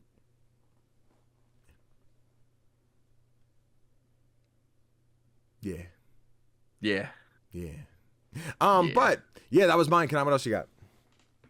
So I feel like if not from you, I feel like there's gonna be some shock in the comments from this one. Okay. My third is Fretless. Oh, so that means I got 2 above Fretless because I am doing it in order from my top 5. Okay. It is not below other things because it is a bad game. I loved Fretless. Fretless is very if I could good. have sat there for the other like 20-30 minutes it would have taken me to beat the demo, I would have.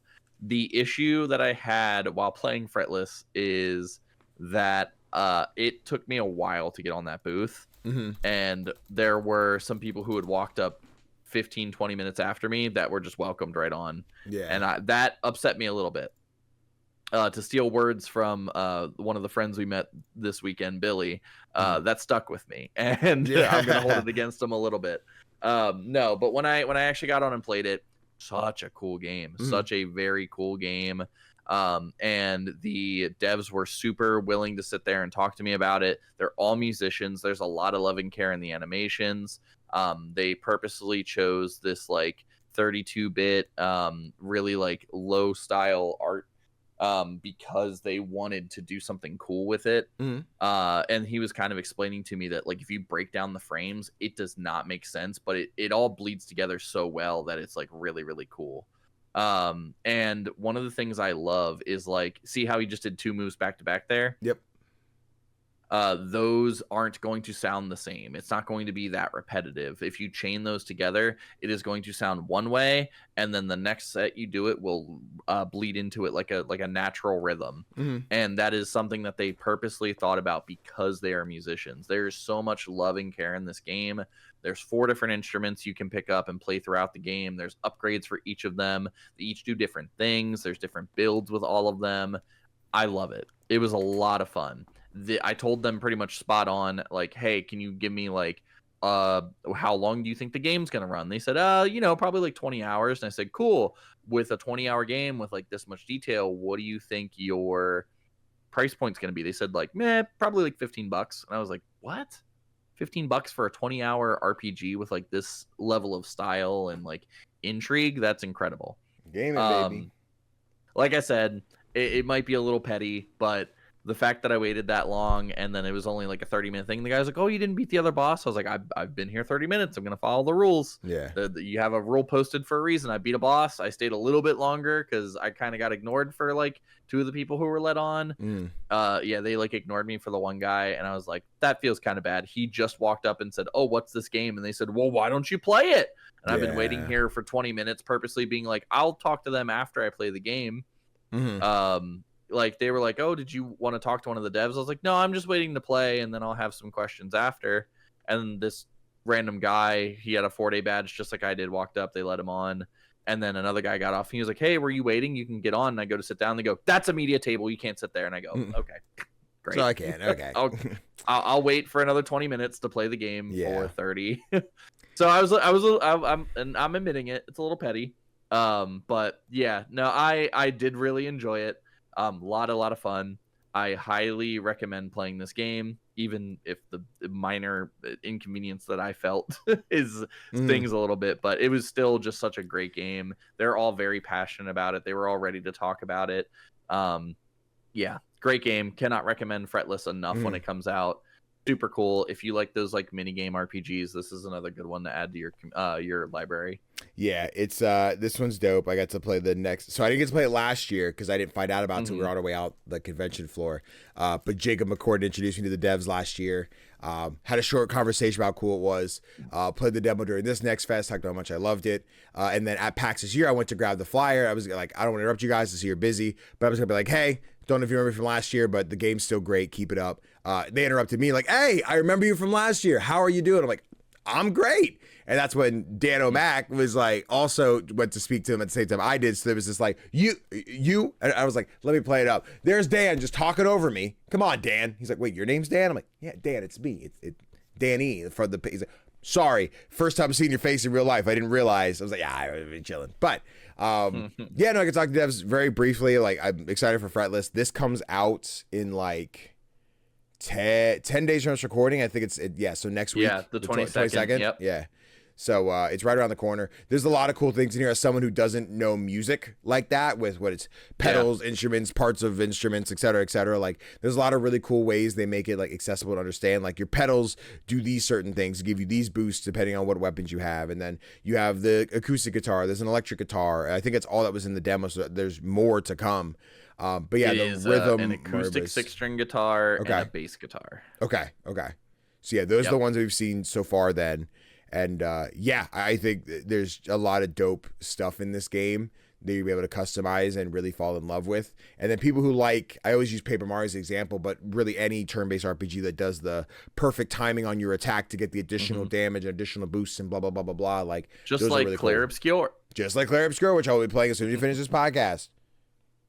But yeah, dude, no, great pick. Phenomenal pick. If it wasn't as an in-between of like, I didn't get to play it last year and then I played it during Next Fest, like if this wasn't a new experience for me, I'd probably like, yeah, Fretless absolutely on there. But I am super gung-ho. I'm ready for this one.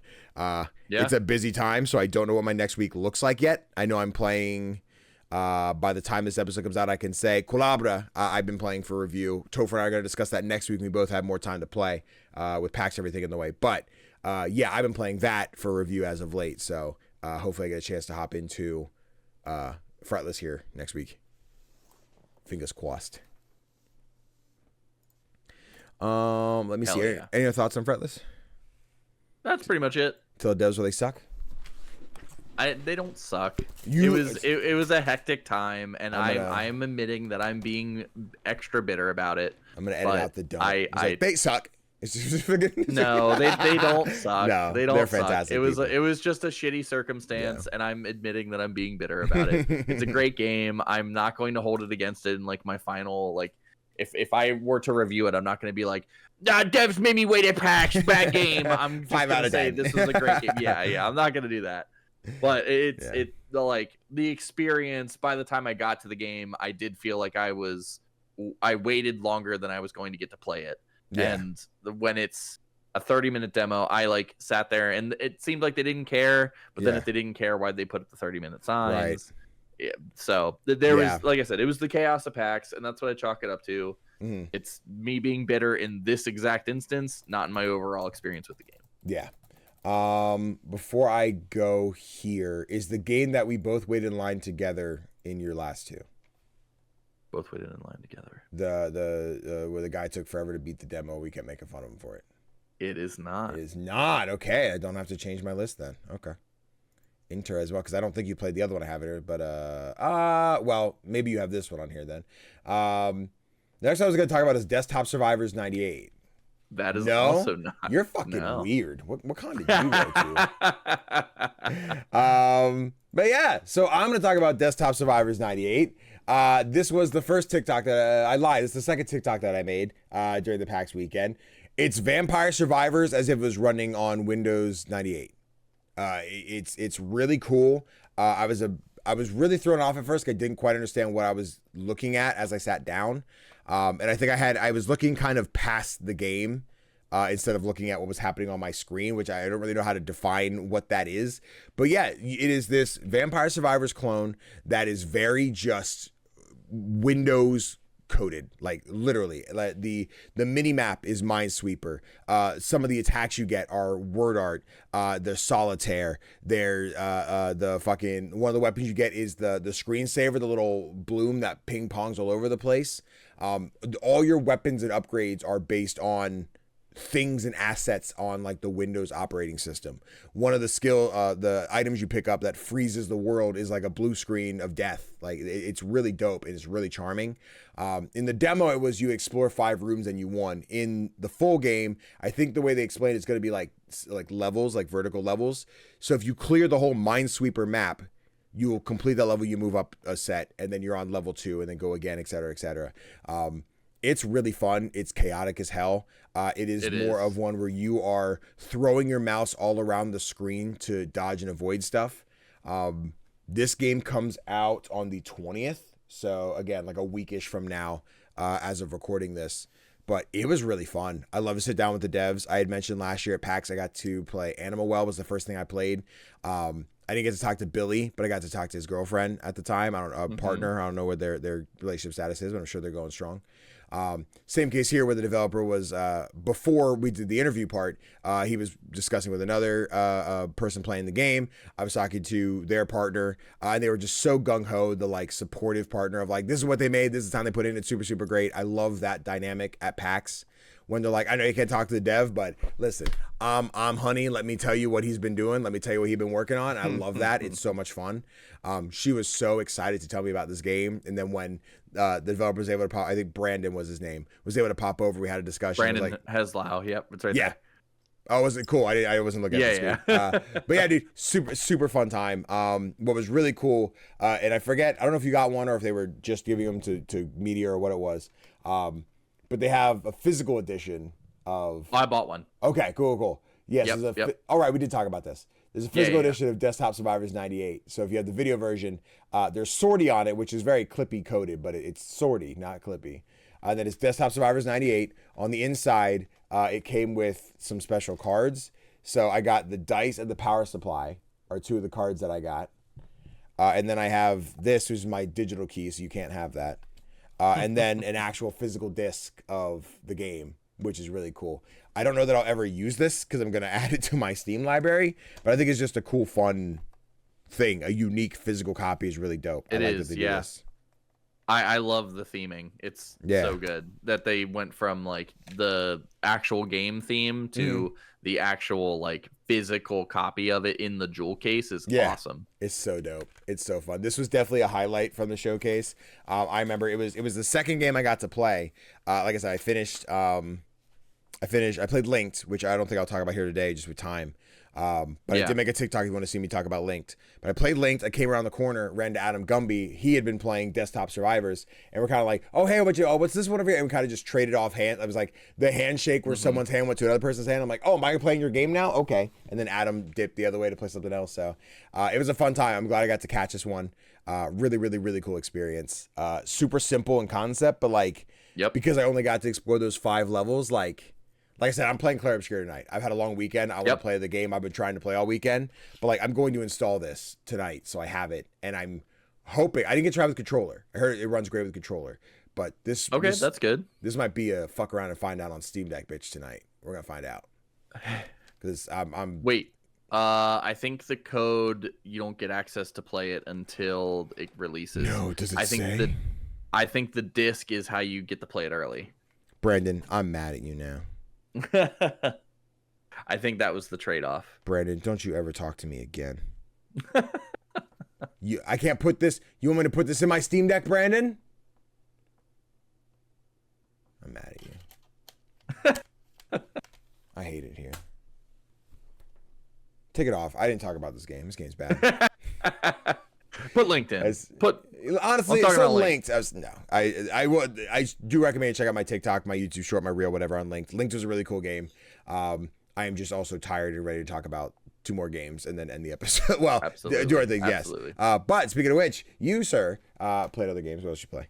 Yeah, I did. I played Away From Home. Right, okay. Away From Home was such a fun and charming goofy little, I don't even want to call it a mother clone because it's not. I kept feeling bad because I had such a unique experience with this one, by the way. Yeah. Because I showed up in the line and it was this and a game called Pit Puzzle next to each other. Right. And the Pit Puzzle guys walk up to me and they go, "Are you in line for our game?" And I go, "I'm in line for whichever one opens up first." And they go, "Okay." I was like, "I will be honest, I'm more interested in Away From Home." And they go, "Okay." So then the like Pit Puzzle guys that are playing right ahead of me, they get off of it almost right after I say that. And they go, "The two behind him? Yeah, the two behind him, we'll take him for Pit Puzzle."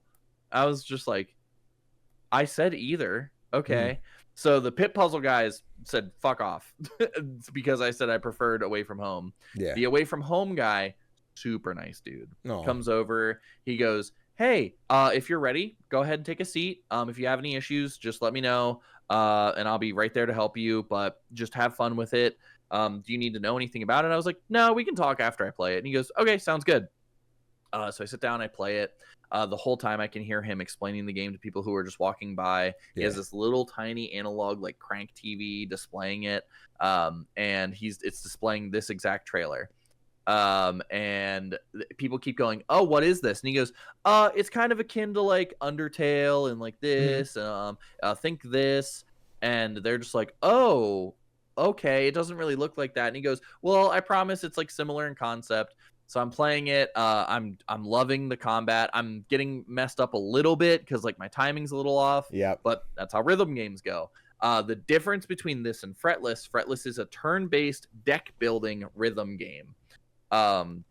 This is, you're in the fight, the music starts, it is on. It is Guitar Hero, but you are beating the shit out of something. Whether it's a mushroom or your little brother because he won't stop playing superhero, or it's like a rabid dog that you find in a house, or a guy who's being kind of a pervert and you're a young girl and you don't appreciate that.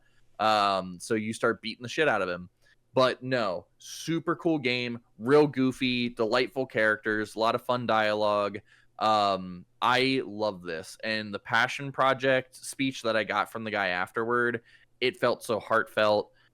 He was telling me that he's been working on it. It's just a team of 2 people working on this game. And he said he's getting the music from a third person, but in terms of like game development, it is just a coder or a programmer and him, and that's it. And that's so impressive for the level of like detail and care that I'm seeing in this. I love it. Absolutely exciting. I started talking to him. I go, "Hey, I kept hearing you say that it's like Undertale. I don't know if this was intentional. It feels way more like Mother or like Earthbound." He goes, "Thank you. All weekend nobody's known what Mother 3 is, and it's way more like Mother 3. Thank you so much." And we start talking. And me and this guy are riffing, and he's just like, wait, before you walk away, I have something for you, and I'm only giving them out to people who I get like good vibes from. Yeah. And he comes back with this super cool tote bag. It's got the little brother character on it, and it's Away From Home tote bag. And he's like, "Take that with you. I really enjoyed our conversation. Like, thank you for like really seeing where the inspiration for this game comes from." Yeah. I was like, "Yeah, dude, this is like an instant buy for me. Have you thought about like a sequel?" He's like, "Absolutely. I already have one planned," and blah, blah, blah, blah, blah. And he starts telling me about these like cutscenes. I don't know if I'm supposed to say that, but so I apologize if I'm not. But we'll assume if he told you it's as a non-media that this was a conversation about an idea, he told me as that a wasn't non-media. like a Yeah. He told me as a non-media pass holder. But he essentially says that he would love to do a second one. His idea for it is that some of the quality of the cutscenes in this game he wants to have as the full quality of the next game. Hell yeah. And in some of the quality of the cutscenes in this game, like you'll see it when it loops again, or you might have seen it already. Like this, that is what he wants it to be. Yeah. That's the base quality of the game that he wants to work on after this. And he said he wants this to lead directly into that, which is nuts. Yeah, I'm super very fun excited. game. This is an absolute labor of love. I think this is such a cool idea. And while it's similar to Fretless in a way, it is so also different. And I just enjoyed this from start to finish. I was like chuckling out loud at some of the humor. It's such a fun time. Highly recommend checking this out. If you have any interest in the Mother series, if you have any interest in rhythm games or just like goofy RPGs, please go play Away From Home. Yeah, dude. I'm very excited to see this one. I'm pretty sure it's on my wish list, right? Yeah, already my wish list. Yeah, this one looks dope. I like the style. Yeah, same when you talk the earth. I could feel the devs' pain in the like. It's like Undertale, because I made a video about, I believe it's called Dreamed Away, I think is the name of the game. Yeah. Which is very Undertale coded, more Mother coded. But again, now you say Mother, it's like, oh, I think it's more like Undertale. And then when you say it's like Undertale, it's like Mother. What do you mean? Like, you can't win. You can't win because everyone, the people who know, and the people who don't know. So either one of you is going to be like, it's more like this one. So yeah, I can understand the argument of the one to the other, but neither here nor there. Yeah, I think the game looks sick. I like the rhythm stuff of it. The cutscenes are really cool. And that's definitely one of the drawing things for me is like the visual style of the whole thing. Yeah. And I forget that's right now just Q4 2025. So sometime. So in the trailer it says October 22nd, and that was in the trailer you were just showing. It's in the trailer they were showing publicly at PAX. He told me it's scheduled for October 22nd. There we go, baby. As of right now, October 22nd. Cool. Guys, update your Steam page. It's very important. Otherwise, people won't know. Fuck yeah. Away from home. That one looks sick. I'm so excited. Then, let's talk about. Is this your number one or your number two? This is so I'm not doing mine in order, but right. Yours is just These two were definitely my favorite. I don't know if I have one over the other, but yeah, this one and the next one are my favorite ones from the show. Okay. But the first one is Tanuki Pawn's Summer, which I finally got around to playing by the final day of the con. Critical Reflex had a line out the wazoo the entire freaking weekend. And then when I went over there, I was like, I just set an appointment for Sunday. We did. I got to sit down with Liam, who was the developer of Curse to Golf. It is now developing Tanuki Pawn. Essentially, what it is, and they explain a little bit more. I'm not historically informed enough on Japan and what was going on, but I think it's the annual celebration of the Tanuki, where Tanuki is supposed to spend the year delivering packages to people, and Pawn is really lazy and waits till like the last month before it's supposed to happen to start delivering packages.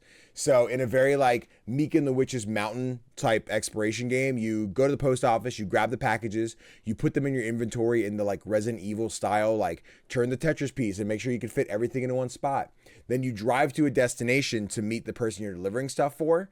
And every one of them has like a story and a tale to them that you're going to uncover. And then you'll get to play a mini game in order to deliver their mail.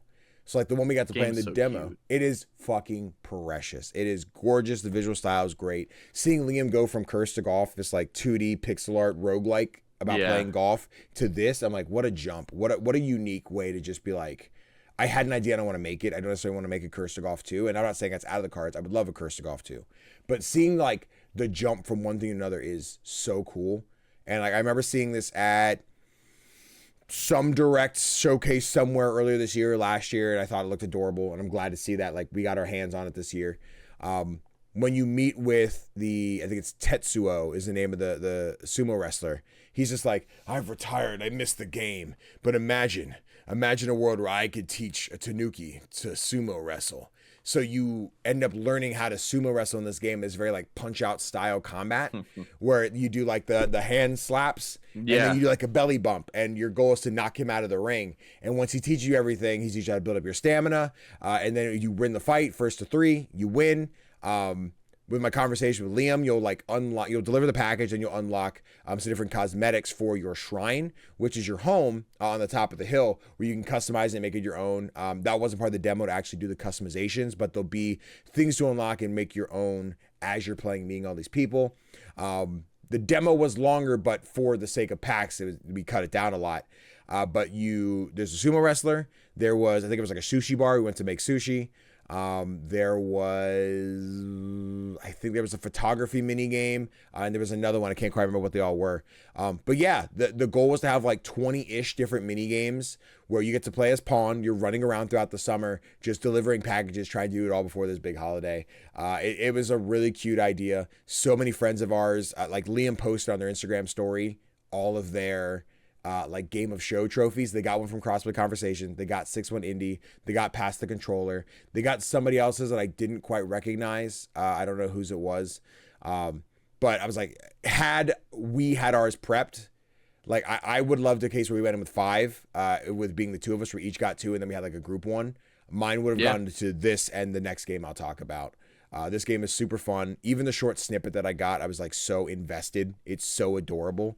The demo I got to play will be up on Steam soon. Don't know what soon means, but Liam said it's about an hour's worth of content.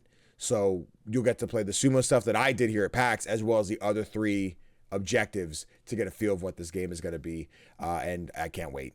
It's so cute. It's so fun. It's in discussion, there's going to be a little bit of like emotional, like, oh yeah, characters are going through things. And my big thing was, I'm glad these aren't just NPCs like, thanks for the package, you want to fight? Like, Tetsuo had a story, had a narrative. I'm like this because this is where I'm at. This is what I feel. This is what I miss. It was all really cool. The depth, yeah. Knowing that all these characters I'm going to meet are going to be something like that, whether it's a sad thing, it's a happy thing, it's a, I'm confused, I'm trying to figure something out, like, is really cute and just adds to this world and makes it even more adorable. And also, you could do like Tony Hawk tricks with the bike. You'll like run off ramps and flip and then rail grind and everything. It's visual is great. Gameplay's fun. I can't wait to see all these characters. It's got to be banger. I think we said 2026. Okay. Correction. I think we just said no concrete date. So no 2025. Okay. So still in development, still working on it. But whenever this is, can't wait to play. So you already kind of started hyping up your last one. Do you want to go right into it, and then I will end on mine? We can do that for sure. I have to find it. I have to pull it up now. Where are you? Here it is. Doom Darky. That's it, baby. Doom comes out tomorrow as of recording, man. Best game I played. I'm actually a little shocked there wasn't a Doom panel. No, another one that if it wasn't this, it was, or if it wasn't Tanuki, it was this. GigaSword. Everybody in our group was talking about it all weekend. I got to play it. You got to play it. Matt Storm got to play it. And then in the Discord, we were all locking in on each other. There was a like, hey, if you guys haven't played GigaSword, you should check out GigaSword. And Matt said it. I was like, yes, Matt, yes, GigaSword is so great. GigaSword is a 2D platformer. It is made by one guy. And the whole it's a very Shovel Knight classic visual style in a Metroidvania, where you have this giant sword, and the whole thing with the sword is if you put it down and like mount it into the ground, you have more mobility and more verticality. Sorry, I think I said one developer, didn't say his name. Jack is the developer. Very sweet dude, very nice. But yeah, so you explore this world. You're using your sword to beat up enemies, heal yourself after you've lost health, etc., and then explore and solve puzzles by using your sword, whether that's to push items, to pull items, to open doors. This game was sick. I had a blast playing it. And then we got in line. It was the first day where I didn't have appointments. We're like, this one looks cool. Let's try it out. And we were watching a guy at the media table who was stuck on the one puzzle. And I was like, brother, you just have to stack them and jump. And like, I didn't know the guy. I didn't make any effort to correct him. But I was like, the other 2 people at the other 2 stations have already gone and left. You're still here. You're doing it wrong. Luckily, he kind of blitzed through once he got through that puzzle. And then I knew when I got there, I'm like, well, I'm going to knock this out in an instant. I already know what to do. But it was just a really cool experience. It was like a 45-minute demo, depending how fast you went. But I want to dive deeper into this. You started the game, you got to explore a big chunk of the map, you got to beat the first boss, and do a lot of the combat within. There was 2 secrets in the 2 secrets of the game. I only found the one. I didn't find about the second one until I had beaten it. But there is a little rabbit hidden somewhere in the map, and I got the sticker for him. He's right here. It's really tiny. I have to go big mode. This is the little rabbit. But you had to find the carrot, and if you found the carrot, you could feed it to the rabbit, and the rabbit's like, I like you, sir, and would increase your max health. So he was a cool little guy. I liked him. Gigasword's sick. Like it's one of those things where I think watching the trailer might not do it justice. I think it ends up looking like another 2D platformer, not necessarily a bad thing, but you're like, what makes it stand out? I think it was super fun to play. The locomotion was fun. The ability to swap between like mounting your sword into the ground, and then actually like using your sword for combat, I think made 2 different paces of gameplay. The times where I'm like, I have to drop my sword and I have to dodge a bunch of stuff because I can't fight because I don't have a weapon. but it makes me faster so I could roll and climb and da-da-da. And like, I ended up getting in speedrunner strats knowing how long this demo was, where I'm like, hop on the ladder and spam A so I can jump up the ladder, or like, you know, short hop all the way down the level so I'm not super slow with the sword and everything. Or sorry, not with the sword, because you can't jump with the sword. But yeah, it's just really dope. Hybrid games. Another one I did a short form TikTok on. Jack had made a whole Nerf sword version of the GigaSword, which was really dope. He was wielding that around the whole time. It was a fun one. This demo is on Steam. You can play everything that we played at PAX. Yeah, I can't recommend checking this out enough. I would say, if it wasn't Tanuki, it was GigaSword were my two game of shows. If we went in the case of, we had 5 trophies to give out, who are they going to? Mine were definitely GigaSword and Tanuki for sure. So really quick, some backstory on my experience with GigaSword. I enjoyed it. I want to start by saying that the fact that it's not in my top 5 does not reflect anything poorly on this game. Yeah. This is another one where I feel like I got shorted on the experience. So when I had gone, I was in line with Danny. The guy got up, he like cleared off. I was waiting for everybody to either like choose to go sit there or direct me to go sit there, reset the game, do whatever they got to do. Nobody came to reset my console. And I was like, I've waited. I'm just going to hop on it and play what I can of it, see how it feels, and then I'll move on from there. Right. So I have a history of playing games that are like these 2D platformer kind of like puzzle games. Me and Danny played Shovel Knight. I've played a shit ton of Blasphemous 1 and 2. I've also played I'm gonna blank on the name of it. It came out around the same time as Dead Cells. I want to say it's Ashes something. Death's Gambit. Death's Gambit, yes, Death's Gambit. So I've played a lot of these like 2D platformer, kind of like hack and slash, a little bit of puzzle solving games. So I will say it feels a little samey. That's just again with my experience. I didn't get to go the whole way through the demo. The guy who was before me got like lost. I'm pretty sure he skipped levels and like used items where they weren't supposed to be used, which is why I feel like I got a little shorted when it wasn't reset, and I didn't want to mess with it and mess up his laptop. So I was just like, fine, I just want to play the game and see how it felt. It does feel really good. I like it a lot. I think I even told Jack when I had talked to him a little bit after, when he asked me how it felt, I was like, it felt good. I enjoyed what I played of it. I see a world where like this goes on to get a sequel and it gets upgraded graphics and it looks even better. It just feels like one of those games. And while I did enjoy it, again, I feel like my experience just didn't land it in my top 5. Sure. But no, great game. 100% go check out the demo. Please give this a try. One-man team doing all of this, and it still feels as good as it does. Amazing. Cool. Yeah, to make sure I had that wish listed people. Yeah. Love it. So, speaking of one-man teams, I got to play a great game by complete accident. And we've talked about weird developer experiences, and I'm going to tell you how mine went getting onto this game. It was Revenant's Rising. So Revenant's Rising is, the best way I can explain it is like Dark Souls aesthetics. I can't speak, I'm tired. Dark Souls aesthetics with a little bit of Celeste gameplay and like a little bit of 2D side scroller hack and slash gameplay. Really fluid movement, beautiful animations. The world design is incredible. The boss fights are fun and interesting. They really use like the motion and the combat. A lot of fun. Really, really like this game. So my experience getting on to play this game, I was walking by, I was like, what is that panel? It's just like a big black board. There's like, we were talking about the enforcers earlier. There's just this like lady enforcer on the ground. And she's just like, hey, it's open. If you want to play it, you can get on that laptop. And I was like, sure. I'm just walking around not really doing anything. I don't mind. The art looks cool.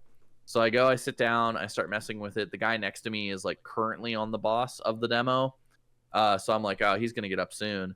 Probably about 5-10 minutes into the demo, the enforcer comes, switches with the dev, and it's just a single guy. I found out later that this has been like a labor of love for like years through Kyle from 6-1 Indie. And this actually ended up being his game of show. And this game felt fucking awesome, dude. The dashing, the swinging, the attacks, the parrying, all of it felt awesome. There's no like pick up your souls mechanic like there is in Dark Souls, but there is like a reliance on like dodging and parrying. There's this really cool like grapple hook and swing mechanic. Your executions work off your grappling hook, which really like incorporates it back into combat. There's like side weapons that are kind of like spells. There's such a cool like stylish way to the combat and movement in this game. I really enjoyed it. I could really see myself getting lost in this game. Absolutely, 100%. I had so much fun, and the developer, like the guy, so for clarity, the guy who was next to me fighting the boss, I beat the game before he was done. I got the whole way through it. I got to the boss. I got no side help from the developer. The developer with the guy next to me was like, "Hey man, you can charge your basic attacks. Hey, I don't know if you know this, but you have like a secondary weapon. It looks like you're having trouble dodging that attack. You could be swinging out of the way." Like the developer could tell that this guy was just like brute forcing his way through it, and the guy had like a friend next to him who was like also side gaming him, who wasn't playing, so he had like no concept of what he was saying. But I got through it, and he was like, "Dude, great job. That was an awesome fight." I was like, "Thanks." And I immediately told him, I was like, "Hey, your grappling hook mechanic, if you're trying to execute somebody and there's a grapple point nearby, it looks like it's not prioritizing the execution." And he's like, "That's really good to know, because some of the bosses have grappling hook points, and if they get stunned in the wrong area, there's not a lot you can do about it." That being said, I don't know if he's going to be able to fix it, but game is so fucking cool. Is it already out? No. Okay. There's not even a trailer, which is why I'm only showing screenshots at the moment. Okay. Yeah, to be announced. It's still early development. I recall, and I believe, I think you said Revenant's Rising. It's Revenant's Reach. Just Revenant's Reach. Yeah, Oops. yeah. Whoops. I've been saying Rising. Yep. Whoops. My bad. Ruined it. Now no one's gonna find the game. No, Revenant's Reach. I ended up playing this one because you and Kyle both recommended it. I found the booth. When I found the booth the first time, it was a little bit just cluttered at the moment. There was just kind of people standing around. I think the developers were helping someone, but there wasn't like a line. I'm like, I'll come back to this. So I swing back later. There was just two people chilling in line. I think I finally put up the tape. I ended up talking to Joe from the PlayStation Room podcast. The Trophy Room podcast. Him and I got on around the same time. It was pretty great. And then Kyle showed up after. I was there when Kyle gave his Game of Show award. I was like, congratulations, Kyle. Kyle's a great guy. I love Kyle's take. And then we sat there. I finished it, watched Joe. And Kyle's like, I beat in about 15 minutes, so I got to see if Joe could beat my time. Or no, Kyle was like 17-ish minutes or something. I look at Joe's time. I'm like, all right, Joe's at like 15 minutes, 30 seconds right now. So unless he beats his boss in the first round, I think you're good. And then we just kind of stopped talking about something else. And Kyle's like, I officially beat Joe's time. I was like, you did? He's like, yeah, it's been at least like 5 minutes since Danny told me where he was at. So I have to have beat him by now. Yeah, this was a blast. I like the when I sat down, like the first thing, like, do you like challenging platformers? I was like, give or take, it depends. I was like, I'm a big fan of Celeste. I'm a big fan of Cuphead, and we had that conversation. I think I could tell where the developer was in the spot of like, I've had to backseat people like all weekend. Yeah. Where I was like, awesome. I don't need it. I need to find where my brain's at with how I'm going to use my kit. Because like one of the things is you can charge your attacks to hit him, right? But you have no mobility while doing that. So if I am going to hit this guy with a charged attack, but he's about to do lightning, like I'm going to get staggered. So it doesn't make sense to be like, hey, you have a charge attack. I'm like, I'm aware. But me standing in lightning to use a charge attack will not accomplish that for me. Or, throwing the sun orangs, whatever the projectile weapons were. I had a little bit of trouble sometimes with the grappling hook of like, if you stagger the character, you can do like grapple and B to do like a big stun attack and do big damage. Or sometimes I go to dodge, I would go to grab the hook above. If you weren't jumping, you just were out of reach. So it was like that quick little like, okay, I have to make the adjustment period to do this. None of these are bad things. They're all just like, got it. This is once I've had my hands on the game for more than 15 minutes and I find my rhythm of playing it, this will just be second nature to how it's going to go. This is one, as I sat there, I was just like, yes, fighting the Storm Knight, I think is the boss. That you fight in this one. Cool. Yeah, Storm Knight. As you're fighting him for the first time, I'm like, cool, he does this. Oh, he does this new thing. I didn't know he was gonna. Okay, got it. And then as you do damage and charge up your meter, you have these like smash where you do up B, down B, or side B, and there's different attacks. Or I think Y, not B, but you'd like down Y was like this big like flurry of strikes type deal. It was like a really quick thing. Like, that's my bread and butter. I like that one. So every time I had the chance, I'm gonna use that. He's like, don't forget it. I'm like, I have them, I know, but there's lightning. I can't just go in there and use it. I'm gonna die. So I was a little backseaty, but I'm like, I understand in a hard game where you have to tell everybody how to play the fucking game, I'm sure, all weekend. I understand. So I kind of just checked out at one point. I'm like, I got it. We'll get there. Beat the game. Had a great time. Yeah, I'm definitely looking forward to this one coming out and getting to play more of it and experience just the challenge. Another case of like, I complained about how I don't like Dark Souls. Like, for a long time was I don't like Souls-likes. Like, it's not Souls-likes, it's FromSoft specifically. I don't like FromSoft games.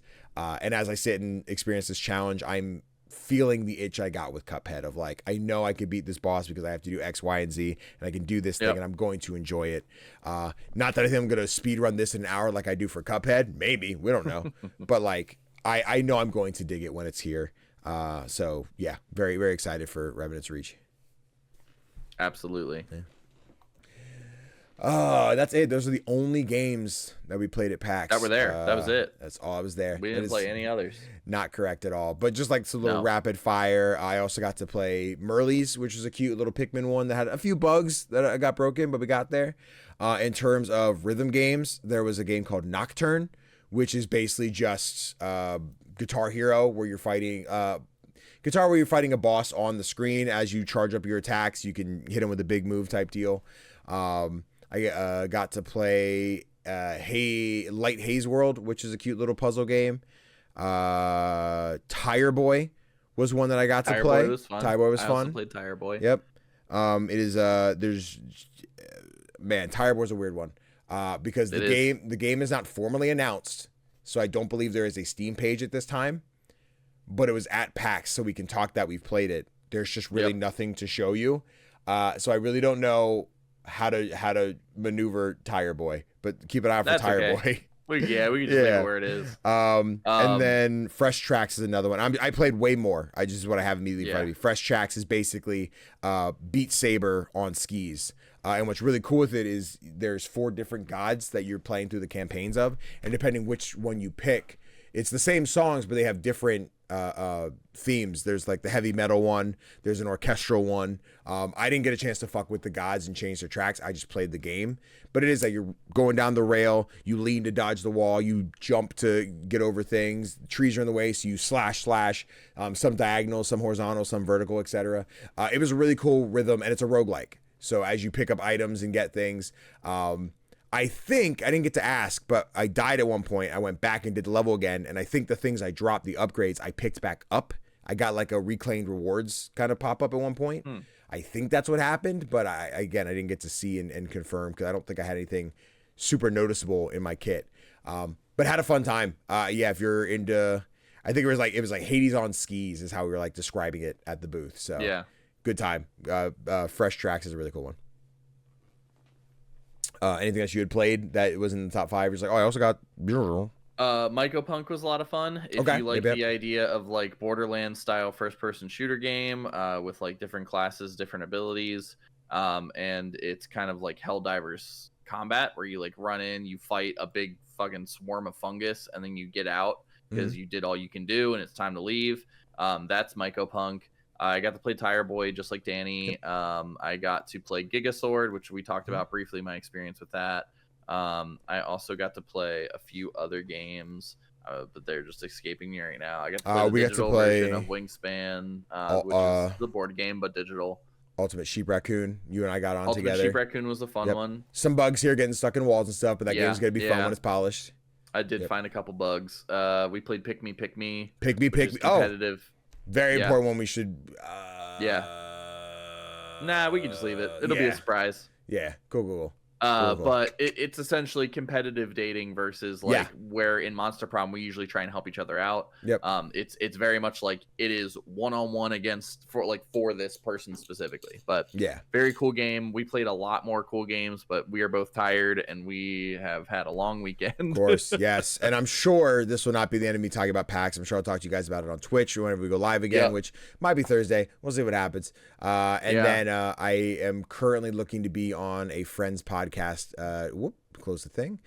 Discussing PAX here in the coming week. So look forward to that. I'll be sure to let you guys know whenever that comes up. I'll try and talk about the games that I did talk about here on that podcast, so I give everyone a chance to spot. I definitely want to talk about Linked. I want to talk more about Merleys. I guarantee there's something else in the stack that I played that I didn't. Whisper Mountain didn't get to talk about. So there's a lot we played at PAX. Really good time. Super excited to go back again. Yeah, for sure. But let's see here, because we're at 2 hours, so let's get rolling a little bit. Let's talk about the indie games releasing this week. This is from May 15th to May 21st. We have American Arcadia coming out May 15th for PlayStation, Xbox, and Switch. Glad it's finally coming to console. We have Nubs Arena coming out on May 15th for PC. Very important note, for the first 24 hours, this game is free to own. If you have a Steam account or you don't have a Steam account yet, like, you should make a Steam account. When the game goes up, add to library, and you own the game. You have it forever. The game is free then. After that, it's going to cost something. I don't know what the price is. For some reason in my head, I've confirmed it's $8. I don't know that. That's just what it looks like an $8 game. It might be. Could be 20. We don't know. But first 24 hours, that game is free. You can grab it. So please do that. Into the Restless Ruins comes out on May 15th through PC. Topher's very excited for that one. Colabra and the Souls of Limbo on May 16th for Switch, PC, and PC Game Pass. I want to say that's also Xbox, but I'm misremembering, so I'm gonna have to fact check me on that. Frog Legs on May 19th for PC. Without a Dawn on May 19th. Without a Dawn on May 19th for PC. A Webbing Journey on May 19th for PC and Early Access. Kathy Rain 2 Soothsayer on May 20th for PC, and then Monster Train 2 on May 21st for PlayStation, Xbox, Switch, and PC. Anything on there screaming to you that you're looking forward to playing? Fretless on May 22nd. There you go. That's true. That's just a day after the week, but you know, you're in there. Yeah, Collabora I'm playing a little bit of, and Embargo's up, so I can say I'm having a good time with it. I'm still in the first world just because PAX, I only really got to play it on the train when I wasn't sleeping. But Collabora is very cool. I'm excited to dig more into that one. Very like Paper Mario style, but more the explore the town and find the people that need your help type deal. It's very cute. And then Into the Restless Ruins was another roguelike where it was kind of like very Loop Hero-esque, of like you're building the world and exploring it as you're in. I hesitate. I don't know if it's deck building. So, but like for some reason Topher liked it, so I assume it's deck building, but I don't remember. But yeah, Into the Restless Ruins, another cool one. Imaginary timestamp we didn't do, which means we're into our indie spotlight, where we're going to talk about an indie game that deserves some love, or we want to talk about, which means Kani, because you're our special guest today, I need you to tell me what special indie game you want to spotlight for everybody. I have talked about it all weekend. I've been loving Blueprints. I was playing it at the beginning of the show. I kind of put it down because I wasn't giving it enough attention, and I wasn't giving this enough attention.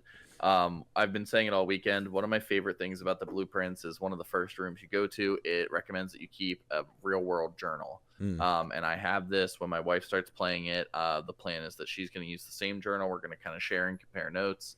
I'm loving it so far. I just hit another cutscene in the game, and that's where I was like, I need to stop because I get lost in one thing or the other. But I love whenever I unlock a new room and I go, what's in here? Where are the notes? What items can be in here? What does this do? I am really enjoying this game. It's a lot of fun. I know it might not necessarily need more love.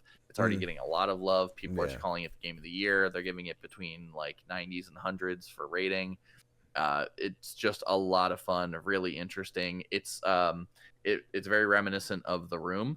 If you've ever played The Room, the puzzle games, just imagine The Room, but you have to take all of the sequels of The Room and connect it to find a secret one, find a secret game. Yeah, super cool. Very, very highly recommend it. There's not too much else I can say without giving away spoilers for it, and I think it's one that you have to really experience to enjoy. Absolutely. Yeah, it's a dope roguelike experience. For anyone who's just like looking at it, trying to wrap their head around what it is. Really, you're walking into this room. Every new room you walk into costs a step. You'll have, I think it starts you like 50 steps at the beginning of the game. And then each time you go into a room, that's one step. Out of the room, that's another step, et cetera, et cetera. And you're unlocking new rooms that'll give you keys, gems. You'll have puzzles to solve. There's one room that always has the same of like, here's 3 chests. One's telling the truth, one's lying, one could be either. And you have to interpret like, what are they saying to get the jewels so you can open other rooms and everything. So it is a very fun, unique type of roguelike if you're building this mansion that once you either run out of steps or run out of places to go and reset, you're placing those things again, just starting fresh, but you've unlocked more access to stuff or things on the outside or extra doors that give you more access to things. So it's really cool. Neither of us have beaten it yet. I've gotten towards the end of like the hall where I'm like, I just don't have the right room to open this door. I think I was 2 rooms away from it. Yep. It's the fucking worst. I just need this thing. So fingers crossed I can beat it soon. It's just been put down because Claire Obscure, which God, I get to play soon. I can't wait. Yeah, Blueprints is awesome. It's on Steam, PlayStation, Xbox. I don't believe it's on Switch yet, but it is if you have PlayStation Plus Premium or you have Xbox Game Pass. It is on both of those services, so you can download and play it for free with your subscription. Please do. The game's really cool. Yep, highly recommend. But Germs, with that is our PAX recap episode of Playlog Podcast. Thank you so much for being here. Kani, thank you for joining me for this episode. Of course. We're both fucking tired. It's time to wind down. Yes. Real quick, for anybody on the internet who's watching the podcast and wants to find you, where would they go? And what are you doing? So I have been streaming regularly. It was previously Sundays, Tuesdays, and Wednesdays. It is now changing to Sundays, Tuesdays, and Thursdays. It's going to become a little bit more regular, spaced out a little bbit better just for my schedule and for the sake of viewership. But twitch.tv twitch.tv/Dwarven_Lion. That is the main place you can find me. I also have a VOD channel where I upload my weekly episodes. Currently it's Kazan. I do plan on after I beat that, I am doing a full playthrough of the Devil May Cry series. I'm going to be doing it in chronological order, kind of riding off the hype of the show. It's new, it's fresh in everybody's minds. Everybody wants to see more of Dante and Lady, and just like the world itself. So I'm going to be going back through a series that I love deeply, and kind of sharing that experience with people who might not have had the chance to see it already. Oh yeah, and there we go, ladies and gentlemen. Of course, CGDannyB. If you want me, Instagram, TikTok, Snapchat, blah blah blah blah blah. And we don't have Snapchat. I'm talking about. I'm tired. YouTube, Twitch, you know the whole things. Yeah, indie game stuff. We'll be streaming at some point this week. I don't have an idea for you, so just turn on the Twitch notifications to keep an eye peeled, and we'll see what goes on.